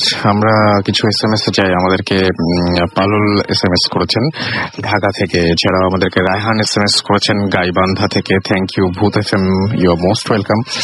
Saju আমাদের SMS করেছেন BL কলেজ খুলনা থেকে। এছাড়াও আমাদেরকে শিহাব SMS করেছেন এবং এটা তার প্রথম SMS তিনি লিখেছেন। এছাড়া আমাদেরকে হৃদয় SMS করেছেন ফ্রম যশোর। এছাড়াও রফিক আমাদের SMS করেছেন। আলী হাসান নাখালপাড়া থেকে আমাদের SMS করেছেন। রুবেল আমাদের SMS করেছেন। আবির এবং ফরিদ মিরপুর 1 থেকে SMS করেছেন। এছাড়া আমাদেরকে ফামিদ SMS করেছেন আমাদেরকে মোতাহার। এছাড়াও রক্তিম আমাদেরকে কল্যাণপুর থেকে SMS করেছেন এবং তিনি বলছেন যে আজকে ভূত FM জমে গেছে। হৃদয় তুহিন মিরপুর 10 থেকে SMS করেছেন, লিখেছেন আমরা ভূত FM শুনছি। আচ্ছা, মুন্না আমাদের SMS করেছেন বনশ্রী থেকে। এছাড়াও নূপুর আমাদের SMS করেছেন। Rupur, Jony, Ritu, Megha, Rini, Shampa, Liza from Eden college hostel থেকে। তারা সবাই একসাথে ভূত FM শুনছেন। থ্যাংক ইউ এত রাত পর্যন্ত আমাদের সঙ্গে থাকার জন্য। রাতুল হাসান আমাদের SMS করেছেন। এছাড়া SMS করেছেন আমাদেরকে দেখতে পাচ্ছি মোহাম্মদ টিপু, জহুরা, রবিন, খালেদ ফ্রম মহাখালী। তারা কাজ করছেন এবং ভূত FM শুনছেন একসাথে। রোমান ভাইয়া রোমান SMS করেছেন আমাদেরকে। এছাড়া সুমাইয়া এবং শাহরিয়ার আমাদের SMS করেছেন আমাদেরকে। সঞ্জয়, তপন, শ্যামল, তারা সবাই খুলনা থেকে SMS করেছেন। এছাড়া আমাদেরকে মনি 35 SMS করেছেন নন্দীপাড়া থেকে। এছাড়াও আমাদেরকে SMS করেছেন মোহাম্মদ কাউসার, মোহাম্মদ রিপন মিরপুর 13 থেকে। এছাড়াও রাজু আমাদের SMS করেছেন আমাদেরকে হেলাল চট্টগ্রাম থেকে। আমাদেরকে SMS করেছেন অ্যালিয়ান ঘোস্ট মার্চ থেকে। তো আমরা আরো SMS আপনাদের যারা পাঠাতে চাচ্ছেন তাদেরকে বলতে চাচ্ছি যে আপনারা SMS পাঠাতে হলে নিয়মটি হচ্ছে মোবাইলের মেসেজ অপশনে গিয়ে টাইপ করুন SHOUT শাউট স্পেস আপনার নাম স্পেস আপনার মেসেজ, পাঠিয়ে দিন 9840 নাম্বারে, আপনার এয়ারটেল নাম্বার থেকে বা অন্য যে কোনো নাম্বার থেকে। আর যদি আপনারা আমাদের সাথে আপনাদের ইমেইল পাঠাতে চান বা অডিও ফাইল পাঠাতে চান তাহলে আপনাকে যেটা করতে হবে, আপনার ঘটনাটি সেটি আপনারই হোক বা অন্য যারই হোক না কেন সেটা রেকর্ড করতে হবে বা লিখতে হবে, লিখে পাঠিয়ে দিতে হবে ভূতfm@radiofuর্তি.fm এই অ্যাড্রেসে। আমরা চলে আসছি আবার আপনাদের কাছে। আপনাদের দুজনের নামটা আরেকবার বলবেন। আমার নাম প্রীতি। রোমন। আচ্ছা, তো আপনাদের এমনিতে মানে মানে আপনার কি এটা কি আপনার শ্বশুর বাড়ির ঘটনা আপনি বলছেন, রাইট? তো শ্বশুর বাড়ির ঘটনা, আপনি তো শ্বশুর বাড়িতে ওঠার পরে এই ঘটনাগুলো জানতে পেরেছেন। আগে আমি জানতে চাচ্ছি আপনার কাছ থেকে যে আপনি একা ছোটবেলায় বা আপনাদের বাসার অন্য কেউ কি এই ধরনের ঘটনাগুলো ফেস করেছে, আপনার বাবা মা বা এরকম? না, মূলত ওই জায়গাটা ওর আম্মুর কাছ থেকে, যেটা ওর নানার কাছ থেকে শুনছি, যে আমাদের ওই বাসাটা হন্টেড ছিল, বাট ফ্লাড হওয়ার পরে তো মিলাদ হওয়ার পরে আমরা উঠছি। তো আব্বু আম্মু আমি আমার ছোট বোন আমাদের মধ্যে কেউ এরকম এক্সপিরিয়েন্স কখনো শেয়ার করিনি, অতটা নোটিসও করতে পারিনি। হ্যাঁ, ওরকম ছিল না। আচ্ছা, বাট আপনারা দুজন মিলে দেখেছেন। আচ্ছা, আর কোনো ঘটনা আপনাদের মনে পড়ছে যে ঘটনাটা আসলেই মনে পড়লে প্রচন্ড ভয় লাগে দুজনের, এরকম কোনো ঘটনা? একটা ঘটনা আছে, সেটা অবশ্য আমার না, সেটা হচ্ছে আমার দাদার কাজিন। সেও আমার দাদা হতো, 3 বছর আগে সে মারা গেছে। তো তার ঘটনাটা হচ্ছে আমাদের গ্রামের বাড়িতে সে থাকতো গ্রামের একেবারে লাস্ট মাথায়। তার আশেপাশে 2টা কি 3টা বাড়ি ছিল, মানে এতটাই দূরে যে মূলত গ্রাম থেকে সে 1 কিলোমিটার দূরে থাকতো মিনিমাম। তো তার একটু সাহস ভালোই ছিল, খুব সাহসী লোক ছিল। এটা 1974 এর কাহিনী। তো একদিন যেটা শুনছি, সে তার নিজের মুখে শোনা এটা আমার। তো সে একদিন বাজার থেকে আসছিল, বাজার করার পরে সেদিন সে শুটকি কিনছিল বাজার থেকে। তো আসার সময় তারা 4-5 জন একসাথে আসতেছিল গল্প করতে করতে সন্ধ্যার দিকে। তো যার যার বাসায় সবাই তো চলে গেছে, সবার বাসা আগে পড়ে যায়। তার বাসাটা সবার পিছনে ছিল, অনেক দূরে, 1 কিলোমিটার প্রায়। তো অনেকে 2-1 জন বললো যে আমি কি আগে দিয়ে আসবো কিনা। 2 জন যে বললো না, দোকানে আমি যেতে পারবো, একটা সমস্যা নেই। তো সে একা যাচ্ছে। তো কিছুটা যাওয়ার পরে সে দেখতে পারলো যে রাস্তায় কেউ একজন দাঁড়ায় আসছে, মানে একটা শ্যাডো টাইপ কিছু একটা সাদা। তো সামনে আগাইতে দেখে যে একটা বাচ্চা ছেলে, বয়স 12 থেকে 13 হবে। তো সে বললো যে বাবা, এত রাতে তুমি এখানে কি করো? কারণ ওখানে 8টা-9টায় হচ্ছে অনেক রাত, সবাই ঘুমায় পড়ে, কারেন্ট নেই। তো বাচ্চারা বলতেছে তুমি বাজার থেকে আসছো? তো সে একটু ভরকায় গেছে যে বাচ্চাটা তাকে তুমি করে বলতেছে, সে মুরুব্বী মানুষ। বলছে তুমি কার ছেলে? বলতেছে যে আমি যেই হই, আমি তো তোর যে ব্যাগে যে জিনিসটা আছে সেটা আমি চাইতেছি, সেটা না দিলে আমি অন্য কিছু করবো। বলে কি করবো, এটা কেন চাইতেছো? তো বলতেছে যে তোমার সাথে আমার কোনো সমস্যা হবে যদি এটা না দাও, আপোষে দাও, তুমি চলে যাও, না দিলে সমস্যা হবে। মানে সে শুটকিটা যাচ্ছে। তো সে তখন বুঝতে পারছে যে এটা কোনো বাচ্চা ছেলে, মানে হিউম্যান না সে। তখন এরকম তর্কাতর্কি এক পর্যায়ে বাচ্চাটা তাকে আয়সা তার উপর ঝাঁপ দেয়, তাকে মাটিতে ফেলে দেয়। সেও মোটামুটি স্ট্রং ছিল, তখন তার বয়স কমই ছিল, ইয়াং ছিল।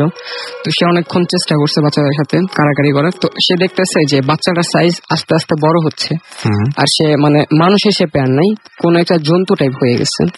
আর তার ব্যাগে যে শুটকি গুলা ছিল সেগুলো সব সে একসাথে মুখে নিতেছে, তাকে ধরে রেখে যেন সে নড়তে না পারে। তো সে যেটা বললো যে অনেকক্ষণ সে এরকম দস্তাদস্তি করার পর এক সময় সে অজ্ঞান হয়ে গেছে।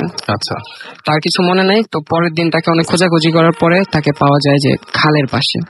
তার পুরা শরীর পিচ্ছিল ছিল, পিছলা ছিল। তো তারপরে আল্লাহর রহমতে সে বেঁচে গেছিল সেই যাত্রায়। তো সেই সময়ের পর থেকে 3 বছর আগে সে মারা গেছে। তার মারা যাওয়ার পর্যন্ত আমরা সবসময় দেখছি আর জানছি সে একটা কুকুর সাথে রাখতো অলওয়েজ। সেই সময় এটা সে ভয় পাইতো যে কুকুর যেটা ছিল, আমি যেটা জানি, সে আমাকে বলছিল যে কুকুররা নাকি এইসব জিনিস দেখতে পারে, আশেপাশে জিন টিন বা আত্মা এসব আসলে তারা আগে থেকে দেখতে পারে, আর তারা চিল্লানো শুরু করে। জাস্ট সাবধান হওয়ার জন্য রাখছিল। তো এরকম 4-5 বার কাহিনী ঘটছে যে এই কুকুরটা যে সে রাখছিল 2 বা 3 মিনিটের জন্য, দিনের বেলা হোক, রাতের বেলা হোক, ভোরের বেলা হোক, কুকুরটা যদি তার থেকে 2 বা 3 মিনিটের জন্য কোথাও দূরে থাকতো, তাকে আর পাওয়া যেত না। সে বলতো যে কুকুরটা যদি দূরে থাকতো, আমার মধ্যে না থাকতো, আশেপাশে কোথাও না থাকতো, তাহলে আমি শুধু দেখতাম যে কালো একটা চাদর আমার চোখের উপর পড়তেছে। এরপর আর কিছু মনে থাকতো না। যখন সে উঠতো তখন সে দেখতো সে থাকে শেরপুর, সে হয় ময়মনসিং আছে, নয় জামালপুর, নয় টাঙ্গাইল, কোন এক জায়গায় চলে গেছে। থ্যাংক ইউ আপনাদের সবাইকে। আমার মনে হয় যে সবার মোটামুটি যা বলার ছিল সবাই বলে ফেলেছেন, এবং আমিও সেই সাথে বলতে চাই যে আপনারা যারা আমাদেরকে আগামীতে এখানে স্টুডিওতে উপস্থিত থাকতে চান তারা আমাদেরকে ইমেল করুন, এবং ইমেল করার অ্যাড্রেসটি আমি আরো একবার বলে দিচ্ছি, boothfm@radiofurti.com।